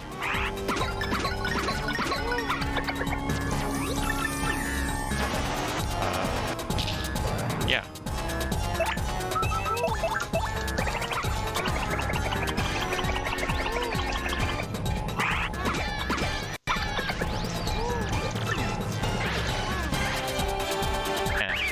Magnus has a very fixed attack pattern, so we can easily abuse that.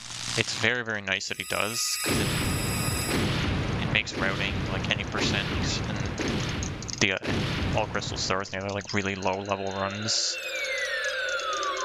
very doable. We don't have to deal with any sort of random attacks. He'll like always do a drill attack, then after you hit him once, he'll detach his fists, and so on.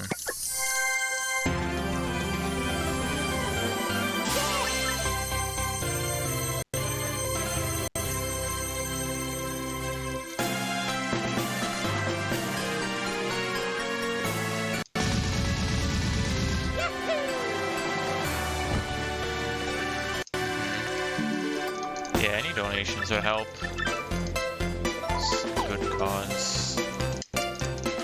Help out Kishi.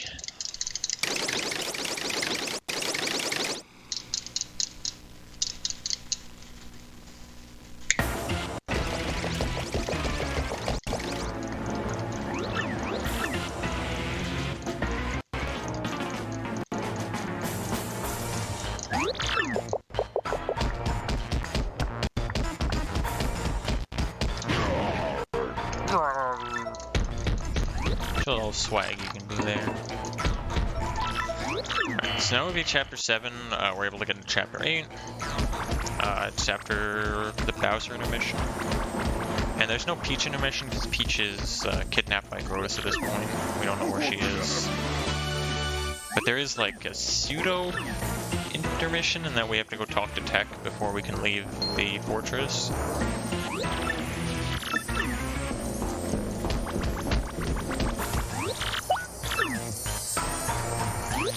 So I show a few more cutscenes and stuff, and then there's more cutscenes. It's almost like this is an RPG. We love cutscenes. It's true. I hope the remake allows you to skip cutscenes. Are you excited for the remake? I am very excited for the remake. I will be speedrunning it. I'm excited to be able to be part of that from day one. Crowding and stuff. Yeah. It'd be cool. Would you be excited or annoyed if it's like the same game with a new coat of paint? I mean, I hope the run isn't the same, like the glitch runs. I want new exploits and stuff. Even glitchless would be cool to be a bit different, but... So you want them to tinker with it a little bit? Yeah, I mean, I do definitely want to pay for recreation. But yeah, I get you. By the way, I had to step away. I was finishing my lunch there, so apologies if I was AFK.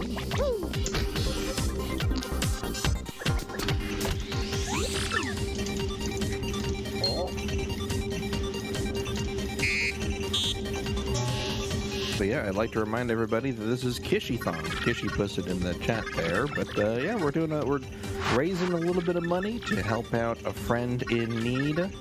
Kishi is a digital artist and streamer, YouTuber, all that stuff. And they need a computer to work, and their previous computer burnt up, and it literally doesn't work anymore. It's melted. It doesn't work, and so Kishi is unable to do their job, and so it's might as well. You know what? Let's help out a friend in need, and let's raise a little bit of money. So consider donating. Oh yeah.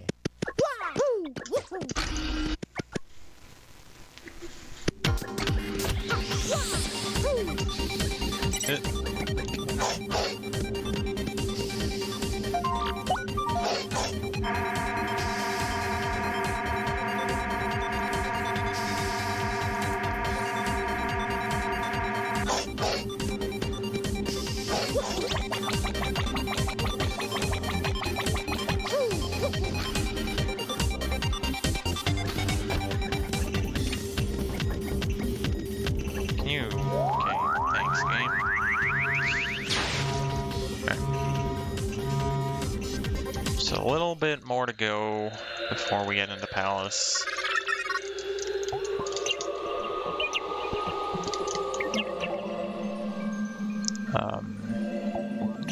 Palace of Shadow is quite a difficult part of any run. There's Palace Skip, which is a really hard trick, but also is just generally hard execution through most of the rooms. So it's definitely a fun time.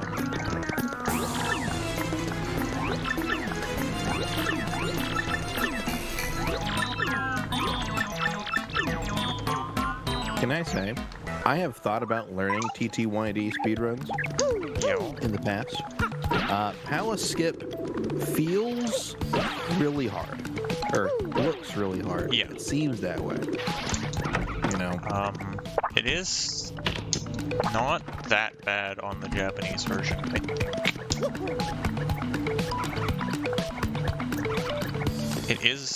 There is a frame perfect input, but it's kind of like relative to another input, so it's kind of like a rhythm-based thing. Okay, I get you. And there's just RNG for getting item drop too, which is really annoying. Hopefully it doesn't take me too long to do. I do have a save after it, just in case.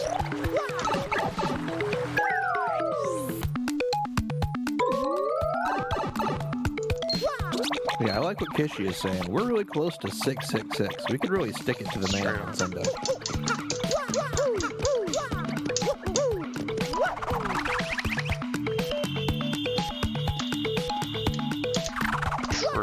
True. And yeah, speaking of that RNG to get an item drop, I did buy Item Hog from Dazzle, which increases the chance of getting an item drop. So that's what we were collecting the star pieces for.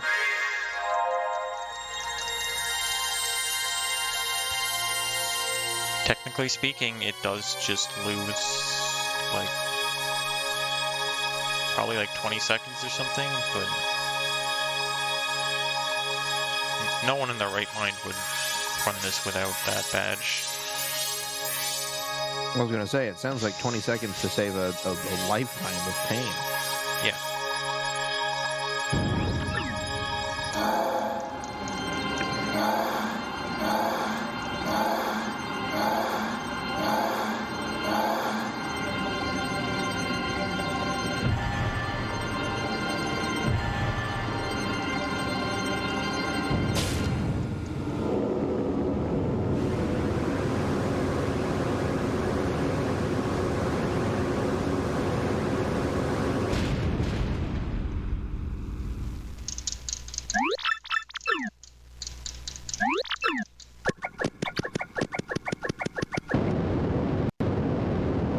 Yeah, I got all 7 crystal stars. They're all right there.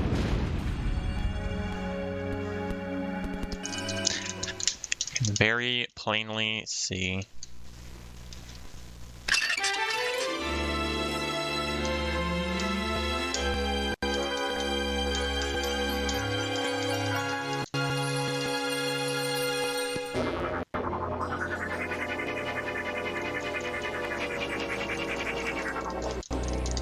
Would you consider learning the remake though, CC?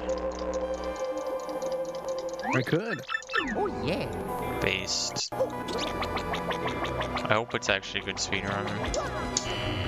Damn. So, I think it was last year, I actually replayed TTYD for the first time in a while. And, you know, there were parts of it that I enjoyed, but the game is also just kind of long. Yeah, it is. Glitchless is like 6 hours. Yeah.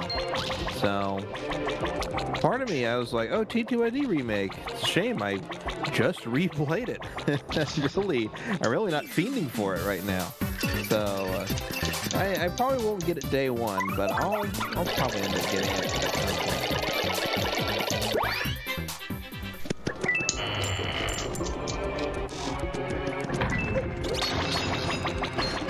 If they made another Paper Mario game, do you think that they will make a game that's more RPG style like this?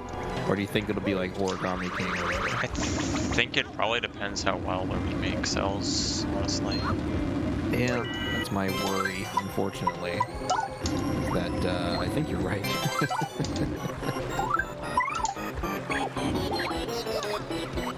I wish it wasn't that way. Alright. So here you're supposed to use tube mode to get past these fire bars, which we don't have. I waited too long. So what I'm going to try to do is set it up so that I can hit this ember with coops. I hope this works. And then when I run away from it, I'm going to have iframes so I can run through all the fire bars. I'm gonna quickly get a bit of peril for the Dark Bone fight.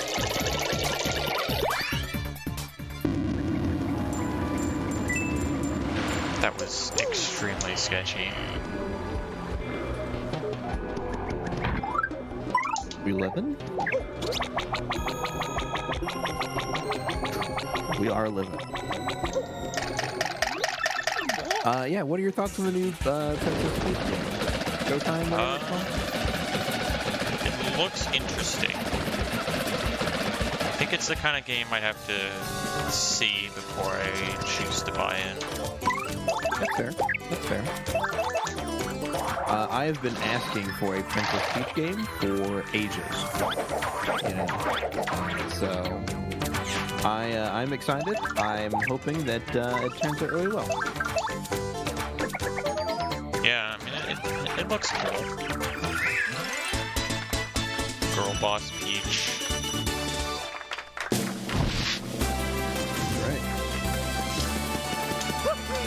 So we just got 100 star points. Jeez, boy.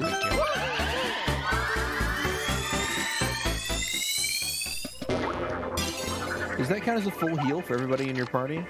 Only the partner who is out. Yeah, I was gonna say. So Koops is dead, which is not a big deal. Oh, I forgot what I was doing. That's fine. That's bad.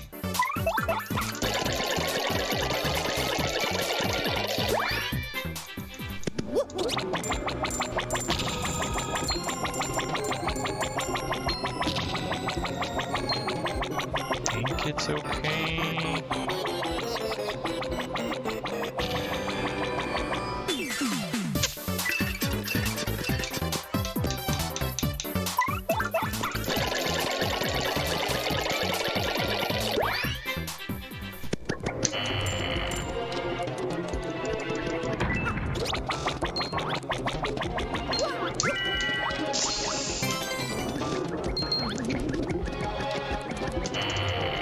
Get that jam and jelly there.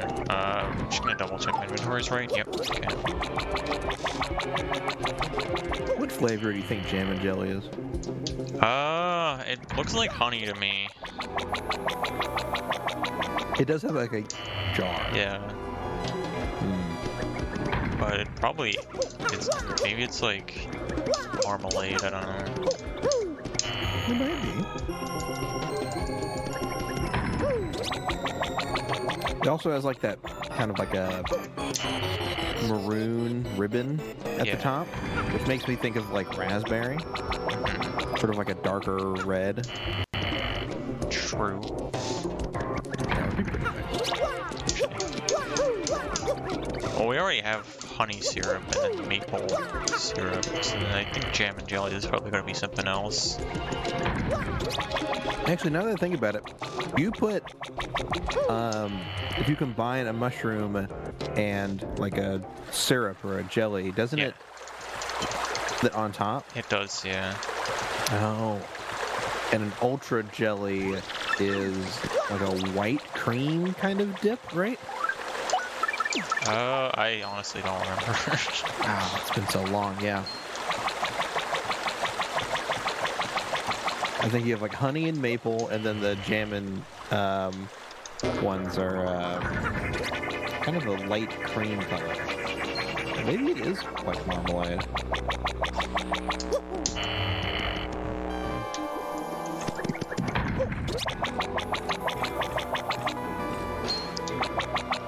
Chain chomp jump scare. Spooky.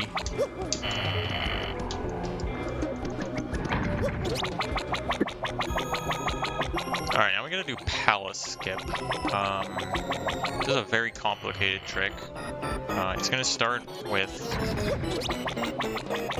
having to get an item drop from a specific ember in this room. So I'm gonna save, and I have to reset until I get the item drop, which is a 40% chance, or it's a 60% chance if he's holding an item in the battle. Oh wait, I needed to first strike with Koops because he's dead. Then I'm gonna do a very complex set of stuff with the goal to clip slightly into the floor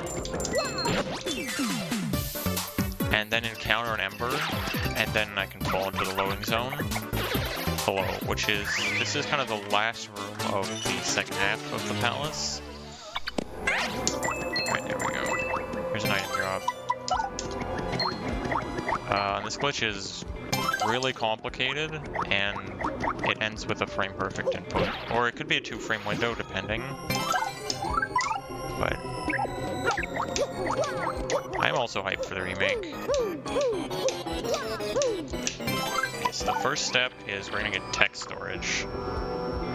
So now I have this text box up and the game's running, but I can't move, so I have to let this ember encounter me, and then I have to run away while not clearing the text box,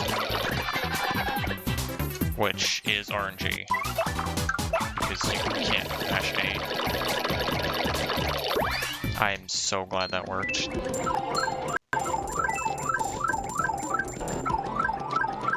Second time's the charm. Have to get Yoshi into the wall here in the corner, and then I'm gonna drag him slowly all the way along this wall to a particular spot. But every so often I'm gonna have to go push him back in, otherwise he'll slide out of bounds. Or back in bounds, rather. He needs to stay out of bounds. Okay, yeah.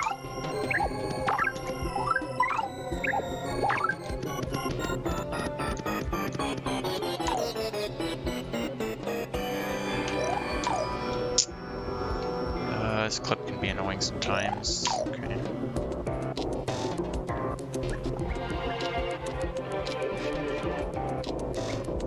So the goal of this is that we're gonna enter a loading zone that's in like the lower hallway section that you unlock after completing Riddle Tower. And the thing is almost nothing out of that section below is currently loaded in. So we can't just like fall through the floor and land on terrain. But the loading zone exists. The loose items exist, and the spring that's kind of at the bottom left of the room exists as well. So like all those objects, like the actors and stuff exist, but the terrain collision doesn't. So that's why this is such a bizarre setup. There don't seem to be any big puzzles here. Mario, hold my beer.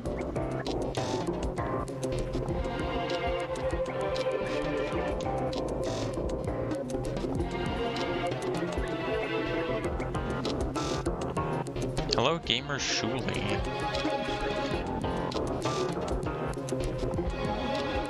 What up, Shuli? Lots of gamers in chat here. So the goal is we're gonna get like just inside the movement range of this Ember so that we can set up to do a teleport, Yoshi teleport, slightly inside the floor and then encounter the Ember. Because that's gonna be the only way to dismount Yoshi and move backwards towards the loading zone. I cannot encounter the Ember yet, or else Yoshi will come back in bounds, and I'll have to do everything again.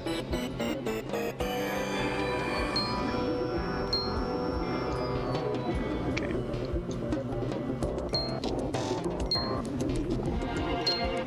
Oops. Gonna lure him in a specific way here.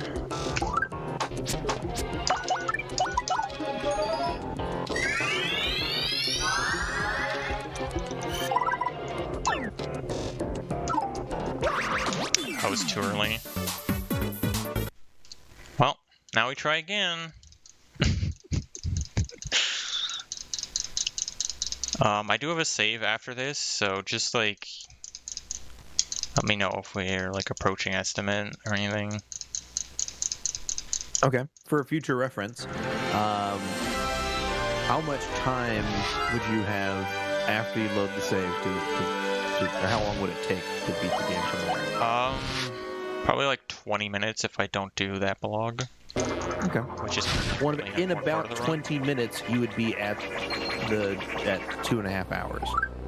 Right. Oh. So with an estimate of 250, if it takes you about 20 minutes. Okay. So you still have about another 20 minutes to keep trying before we're coming up to like a pace issue.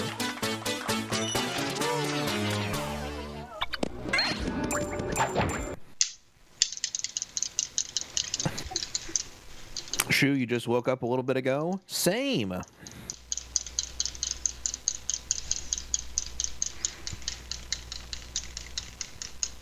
But, yeah, we're all doing okay.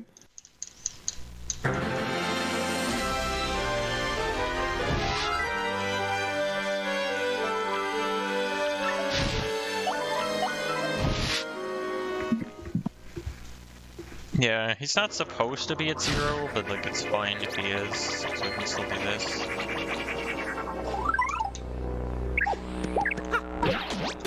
I'm actually surprised that reached. You know what's funny is there's that saying of like, I'll sleep when I'm dead. Like, Koops is dead and we still putting him to work.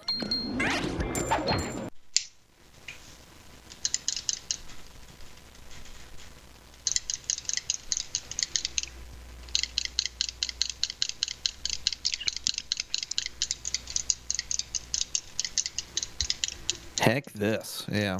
Heck this, yeah, I agree.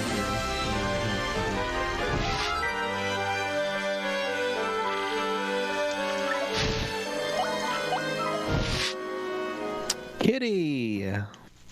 I just noticed. Yeah, she's been asleep. Yeet.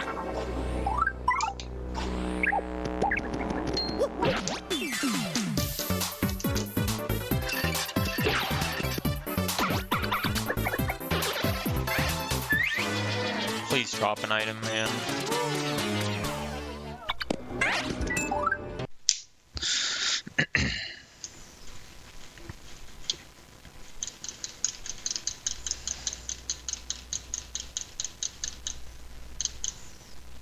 My main man.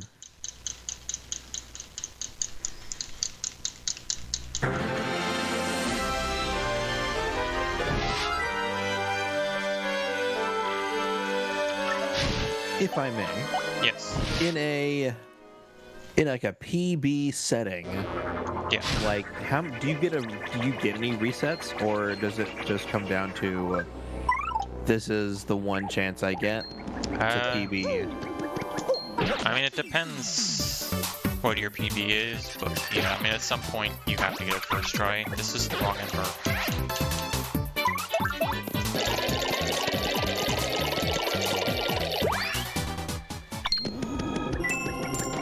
Wait, what? Oh.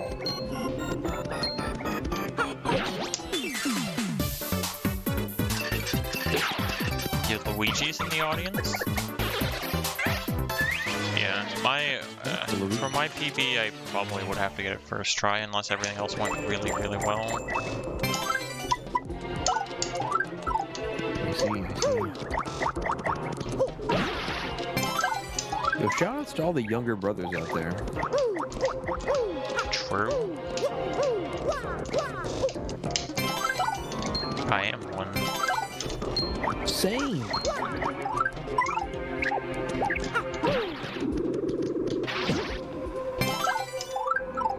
Is your sibling a gamer like you, Glan? One in the family?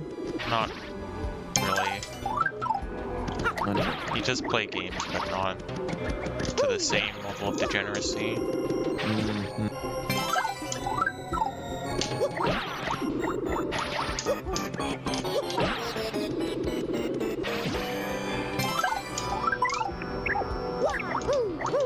So for this part, I have to get the item like kind of just inside the movement range, so that I can do this and then it can come and encounter me. But if it's like too far in the movement range, then it's just really hard to reach the item again.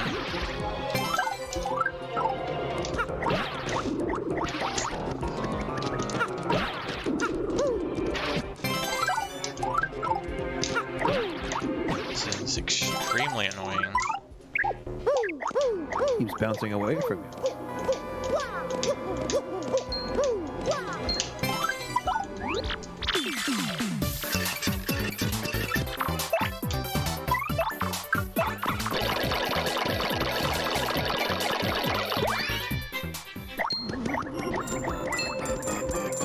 We got the text storage again. All the way here. Yay. Go in the wall, Yobby. Sorry, I mean frankly. Okay, that's great. You didn't even try to be out of bounds, dude.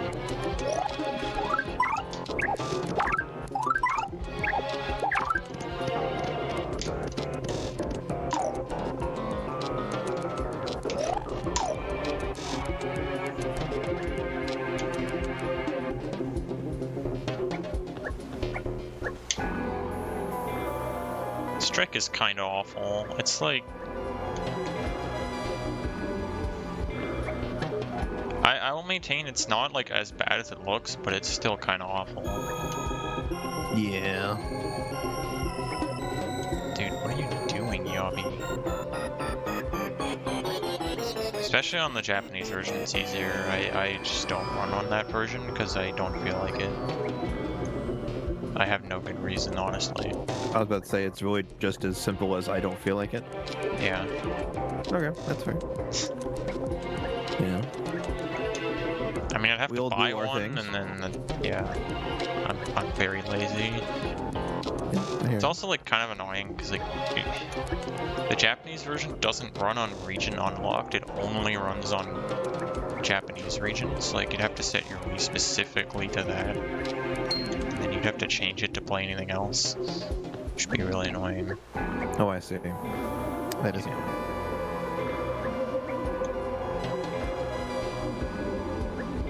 I don't know. Overall, don't be like me. Unless you want to.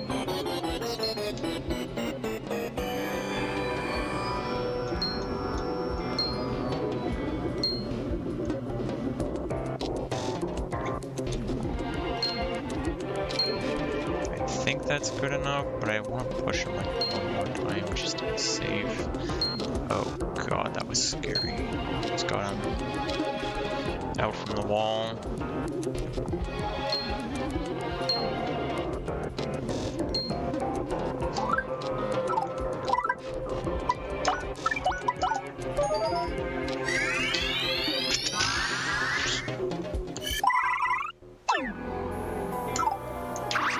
Alright, there we go.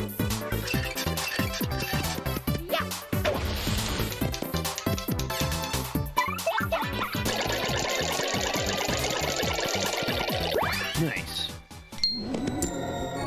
Okay, now we just hit the loading zone and we're all set. Jump scare. Yay!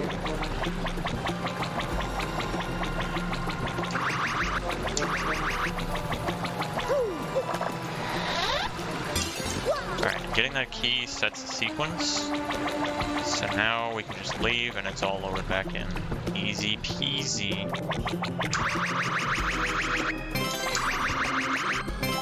Beautiful. Okay, I don't need that. Pretty sure.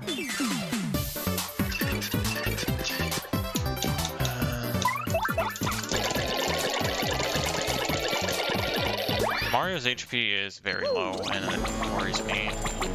But it'll be fine. It'll be fine. It's okay. It's all good. I don't have the points to use the heart block either. Ooh. It's okay. It'll be It's fine. Anyway, yeah, so palace skip there, skips us straight to the end. And Real quick, when you have a second, Yes.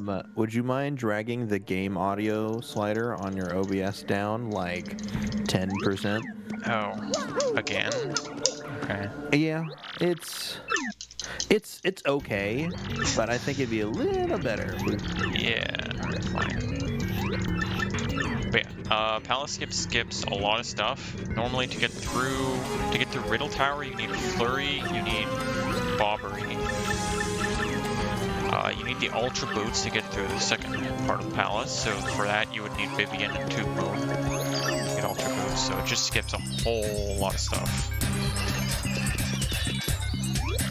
Yeah, Palace Skip was like the holy grail for the longest time because of how much it can skip. Ice Storm. Can I tell you, one of my favorite things about speedrunning is the concept of like potential glitches, right? Oh, yeah, that idea me of too. like, oh, we think this glitch exists, but we haven't found it yet, Yeah. right? You know, It and I don't know sounds how. so like three-head on paper, but Yeah, exactly. But it actually happens more often than not. yeah. Oh yeah. You know, what's funny is he who shall not be named was saying a long time ago, was like, oh yeah, well we thought like we're looking for like this skip, or look like I think it was like chapter The big thing is for like teleporter room early and palace skip, or like the big holy grails. Those were big ones for a long time, and I remember people saying like, yeah, we think it's there, but we just haven't quite found it yet. And I just love the idea that that's possible. Yeah.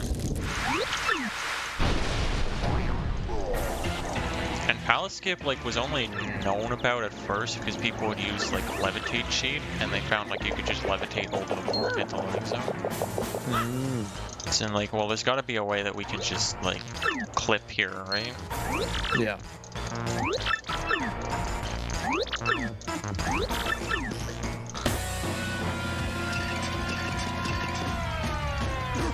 Alright, I might use my life stream on this fight. It's probably fine if I do. It's just annoying. Or I'll be a gamer and I'll super guard the fire breath and everything will be fine. Well, it is your namesake. Show us what you can do.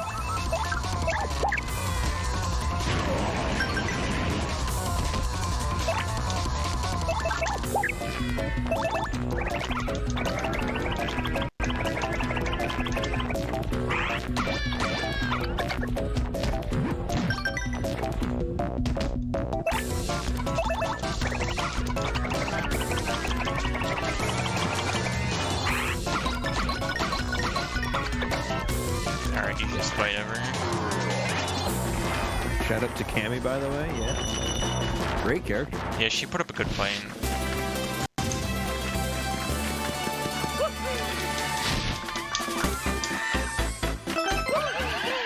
Alright, I didn't use my life stream. Nice. Imagine taking Good damage, thing, right? that's cringe. That is cringe, I agree. You just press B.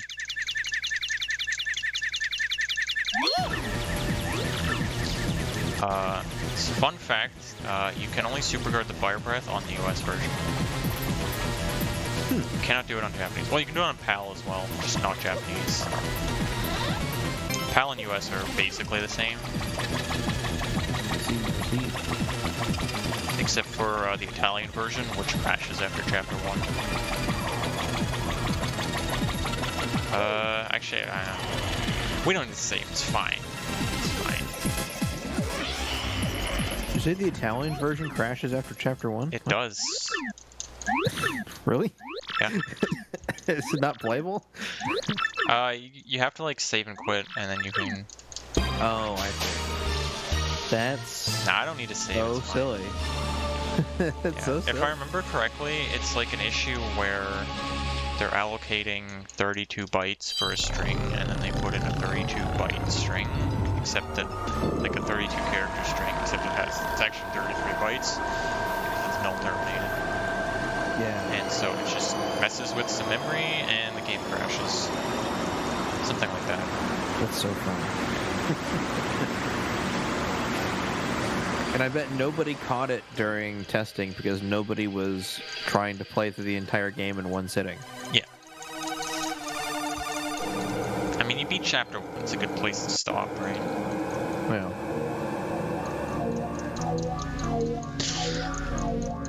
I am very excited for this cutscene in the remake. I think the lighting will be really, really good. Here, it's kind of ugly. Honestly. Yeah.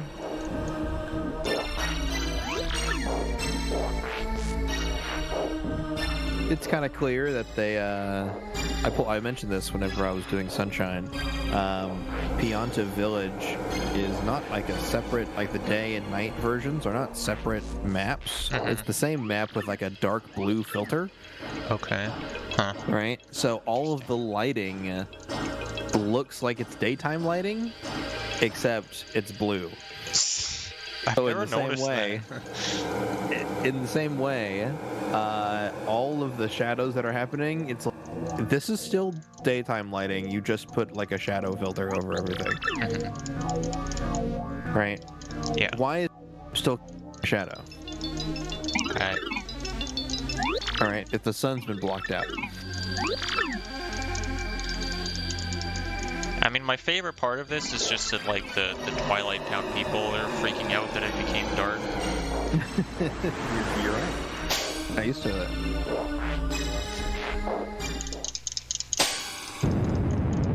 Oh no, it's dark. What are they gonna do?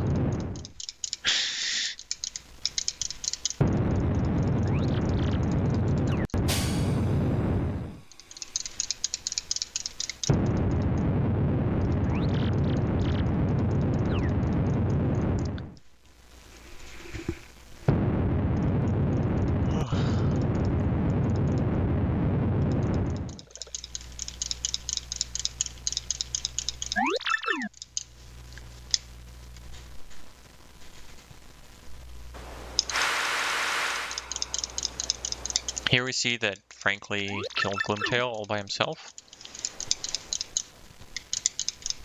Bower.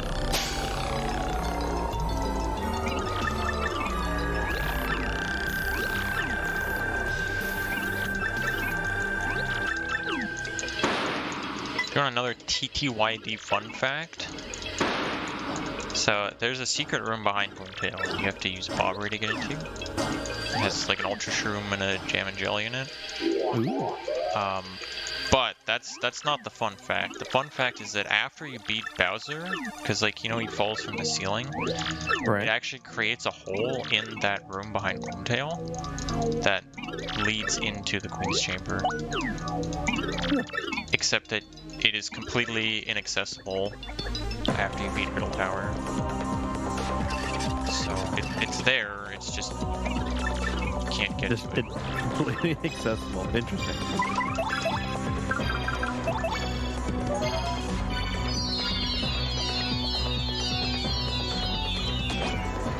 Six.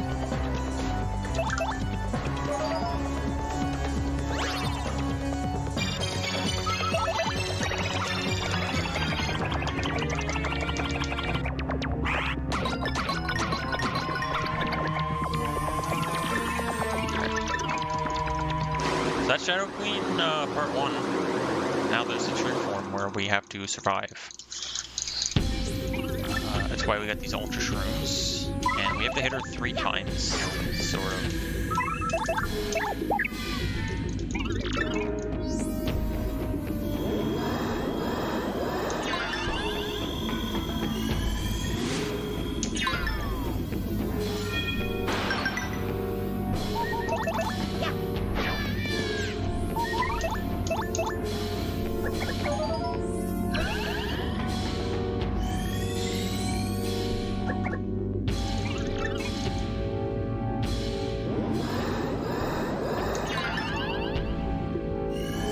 Since he had 20 HP, as long as I guard the attacks, he won't die.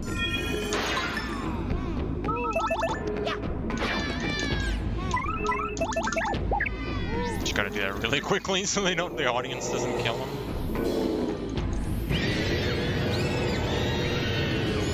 Yeah, the guard timing is so weird on the drain attacks.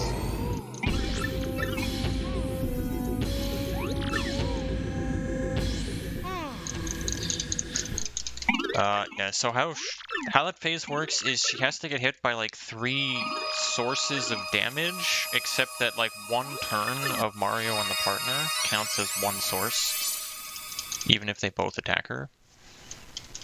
So, you know, with what we have available to us, it just takes 3 turns. In other categories where we get Bobbery, we get to do a cool strat where you can use Bomb Squad.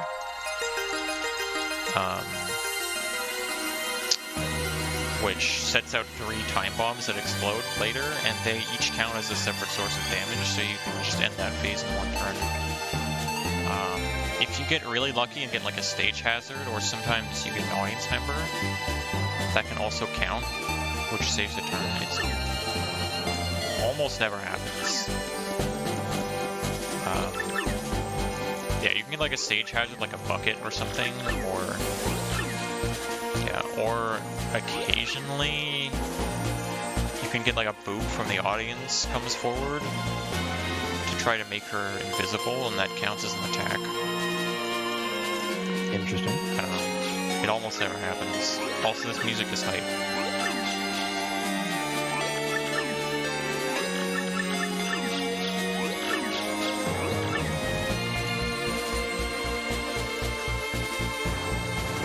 Toad that talks about Fire Emblem is okay. See, I've heard people talk about that Toad, and I never knew him that way. I know him as the Toad who plays Paper Mario on his Nintendo 64, but I think it's the same one. It might be. It's been a while. So I don't remember, but I think that there is that one who does talk about Nintendo title. Like the child Toad in Petalburg. At least in Chapter 1, he talks about Paper Mario.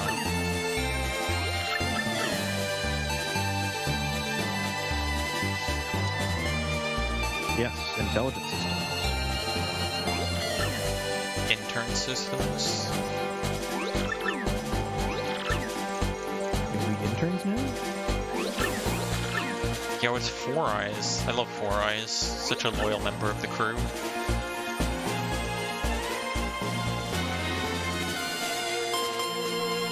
Nothing suspicious about him at all. That Papatch guy, on the other hand, though. That guy's very sus. I saw him venting. What? Can you believe this game had 3 Among Us references in it? In 2004? Ahead of the time. Yeah, this game's really ahead of its time.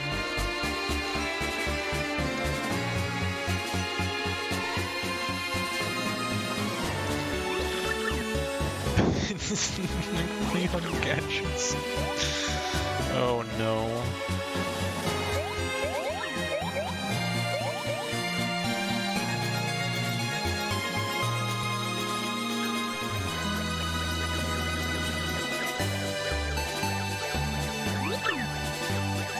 Oh yeah.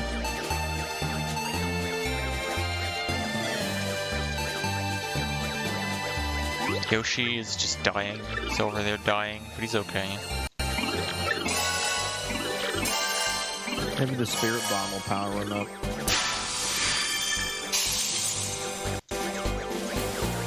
Sorry, I mean Frankly. I keep calling him Yoshi for some reason, but his name's Frankly. I mean, you did name him Frankly.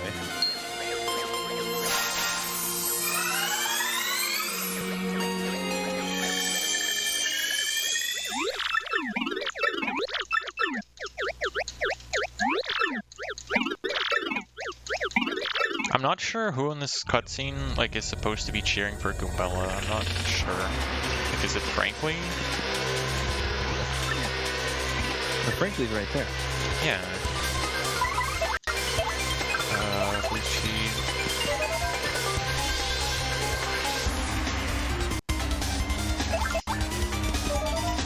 Alright, I got a life stream and an ultra stream. There's absolutely no way I can die.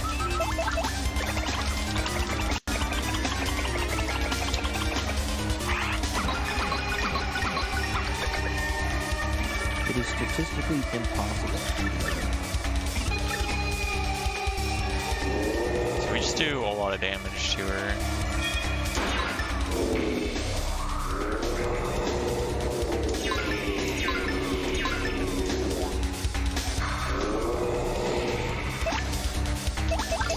I love guarding those attacks that have absolutely no Q.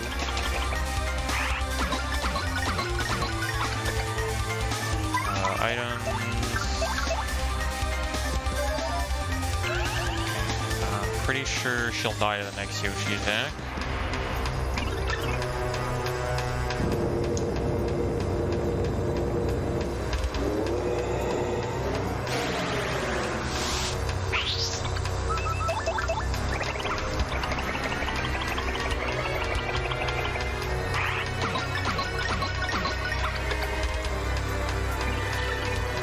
She did.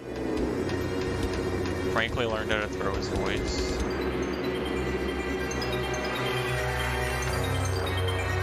You got 1 star point.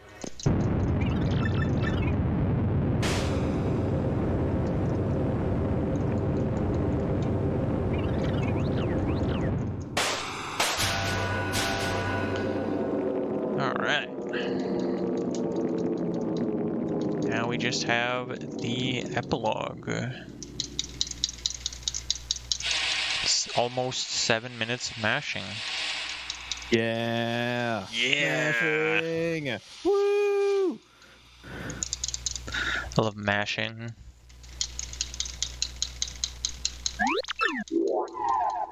Looks like this will probably be like a 245-ish. Which is not amazing, but it's underestimate, so. There you go.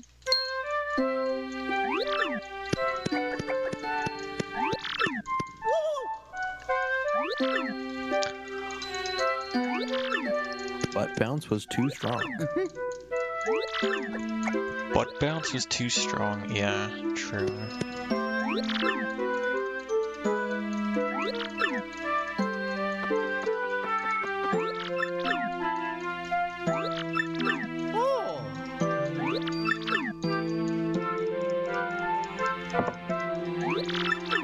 I did promise more petting of the cat, didn't I? Well, I did just pet the cat a little bit.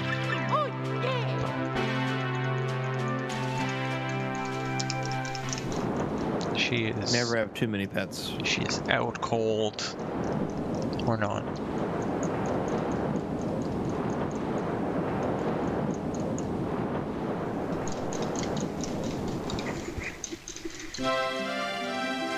Frankly, reproduced by osmosis. True. I mean, he became the Yoshi, but apparently he still existed.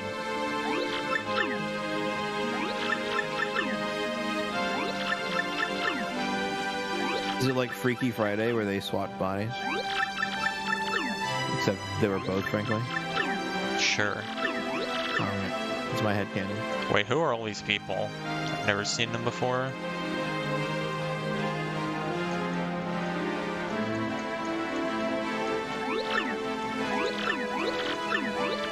Who's the purple ghost lady? It's a good question. Who are you people? Who are you? I'll maintain that the hardest puzzle in the game is the room in Riddle Tower where you have to use Flurry. Because how are you supposed to remember that Flurry exists at that point in the game? Very good point.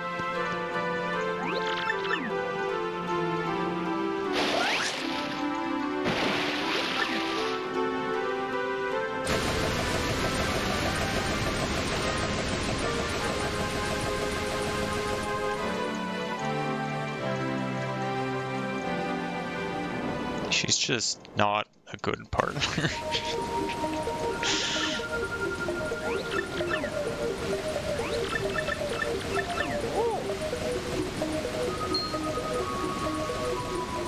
Isn't her body slam a pretty decent high damage single target attack? It's not that high damage. I don't know about maybe if you like upgrade her, it does a lot. You can use her in glitchless for like one fight. You can use Gale Force. It has like a 60% chance to work. Yeah, for the Dark Craw in Glitzville.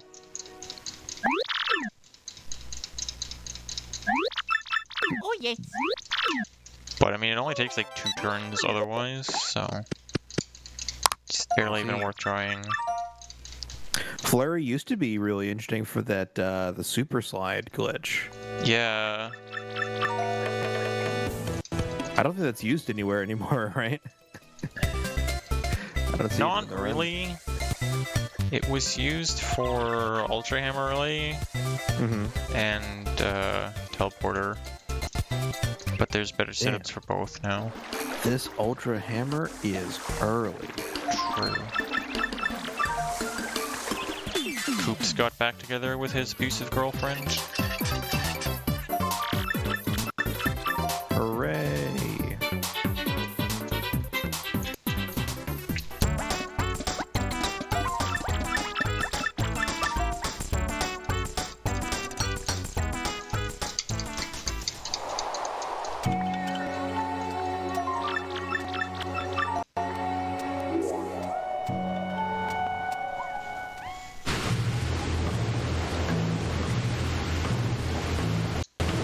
I love the Game Boy Advance as the wall-mounted, screen interactor thing.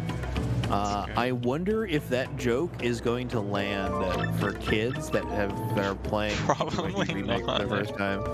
Yeah. Because they left it as a GBA. Yeah. It reminds me of no, not reminds me, but you know how like in programs the save button is a floppy disk, Yeah. right? And kids Nobody are like, "What's up with the save button? Like, what is that?" People don't know. People don't know what it's Yeah. for.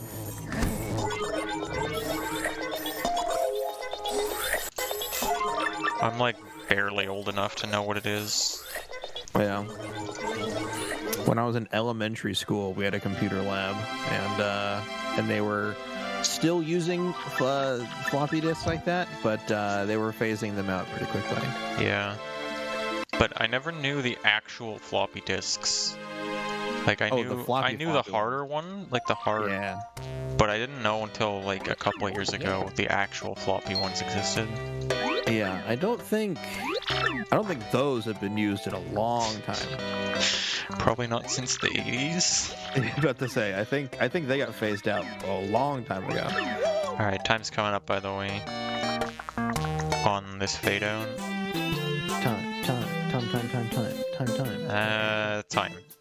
Yay! Gaming. That was TTYD any percent. Hopefully you enjoyed the ride.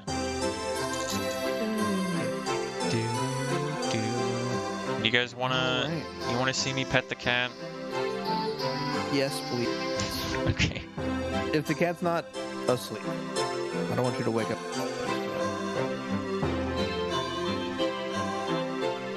What is cat status?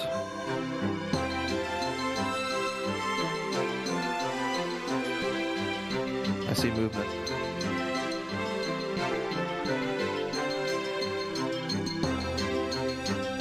Kitty! Yay! Yay! Pet the kitty. There we go. What a way to end the run.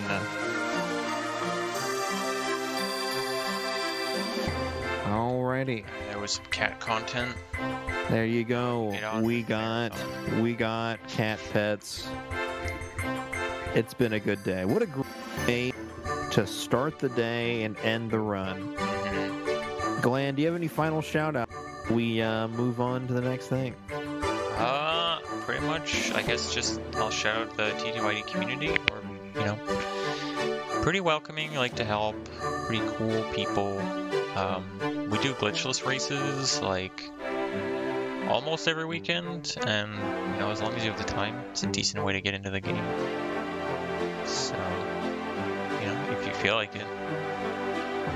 Well, there you go. All right, and the people can find you at twitch.tv/Glan, right? True, yeah. I'm mainly running this category right now, but I do all sorts of different games. I like Zelda games. I do Zelda runs and stuff, mostly. But, yeah. There you go. Yeah, there's a shout out in chat. We're doing a thing now where if you see it in the Twitch title by @Glan, you can click on that and go directly to the channel well, which is a very cool new thing. But all right, well, we are going to head back to intermission, and when we return,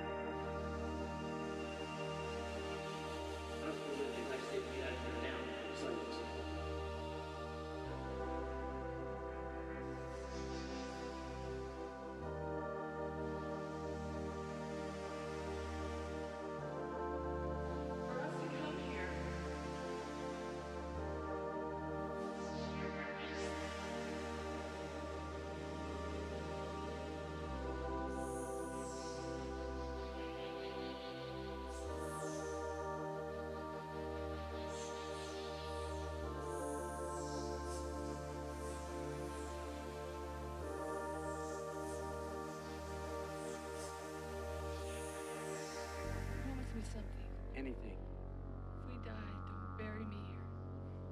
You're not going to die. Promise me.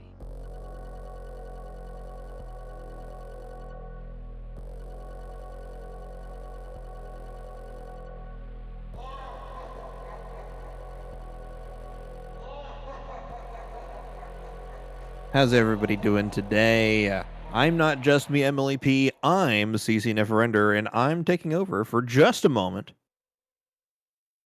I'm not doing the next run, but I'm here to talk to the people. My favorite people. Speed Dogs people. Y'all are the homies. You know I love to see ya.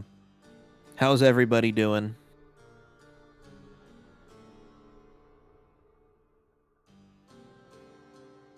That's right. You're my favorite people because I'm a man of the people. Powering up. What's really funny is that is a joke from my stream. I've posted the clip a few times, but that is a joke from my stream that I didn't bring over here. CJ brought it over here. So nobody knows what powering up means except for people who watch my stream. But there was a little a very fun clip that's become a soundbite in our friend circle. So powering up. So, anyways, I think we need to update the total. I see we got a donation. I don't know how to see the amount other than it looks like it was like $8.50. Because we're at 632.41. So thank you. I think it was Iris who donated. So thank you, Iris, if you're out there. Do appreciate it. If you can hear me. But, you know, I'm here joined by a very special person. I don't know about that. You know what? I disagree. I disagree, Emily. I think you are a very special person, and you are the host with the for this. Well, we've got something weird coming up, something fun, and they're all hyped in there already, and like it's gonna be a crazy, chaotic, fun time. So you know, I like weird. I do too. You know, I heard 10% analytical and like 90% chaos. So that's good. That's good. Alrighty. Well, I will leave you to it. Sounds like you got your hands full for next week. We're all going to be so sad. Everybody say bye, Cece. We'll see you in chat, okay? I will be here. Yeah. You'll see me. All right, everybody. You're with Emily now. Bye-bye. Bye-bye. I feel like I have to say it for you guys for chat. Bye, Cece. And I'm like waving, and there's no reason to wave yet. Good morning. We're a little later than yesterday for me. What time is it for y'all? If you're just joining us, we're on Kishithon this weekend. This is the second day and the last day. We've raised $635. Thank you for that last dono. Cece just read out, but I really appreciate it. From Speed Docs, from Kishi's community, from Grace. Thank you so much for helping us out. We've got some really fun stuff coming up. Oh, it's afternoon. It's the evening for you. Yes, I heard Europe. We've got Hollow Knight, but it's like a special category coming up. Happy Couple by Gaffy. And then Grandpa Goes with Neon Code, so that'll be an extra fun time too. I think we have a really fun incentive coming up, if you knew.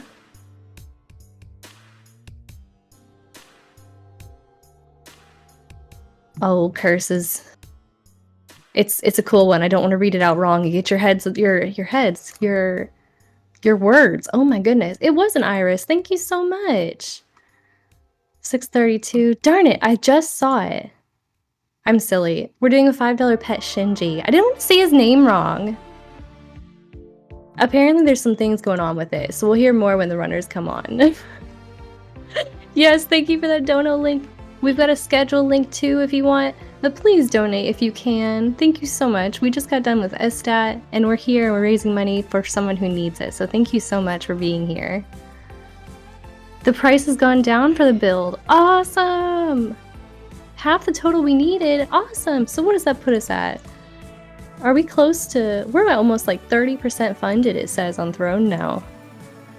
Woohoo! So get your wallets ready for those $5 pets, okay?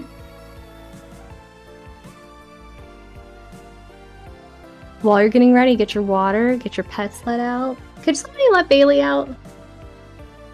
Really? She's like just sitting there and just... Maybe she's waiting for birds.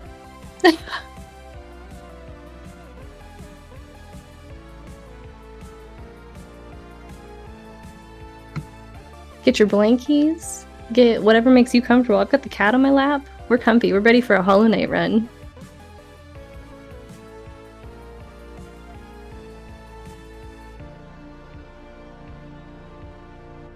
Everything's exciting. I'm so glad, Kishi. Not only we could do this, but we could do this and succeed. Change it from 500 euros, so even closer than 30%. That's awesome. Yeah, we're giving a lot of, if you're here and checking out and get confused by some of our numbers, we've got people from Canada donating, people from Europe, people from America. Thank you so much. It'll accommodate for some of those, oh my god, I'm in like arts and history. I can't think of like economic words at all, but you know, what do you call that word? Our runners are just about ready. They're getting water, they're getting ready. And to have a good old time for you guys, we're doing Hollow Knight Happy Couple category. So yes, let's hype up Gaffy. Let's get some power-ups in the chat for them. They're joined with Hammer, and it'll be a good time. Yes, some power-ups. Thank you, yes. Like CC said though, he loves seeing it. And just like that, we love to see a run on the way. We're gonna start now, right after we hear about our oh my god, words. We'll be back right after this with Hollow Knight.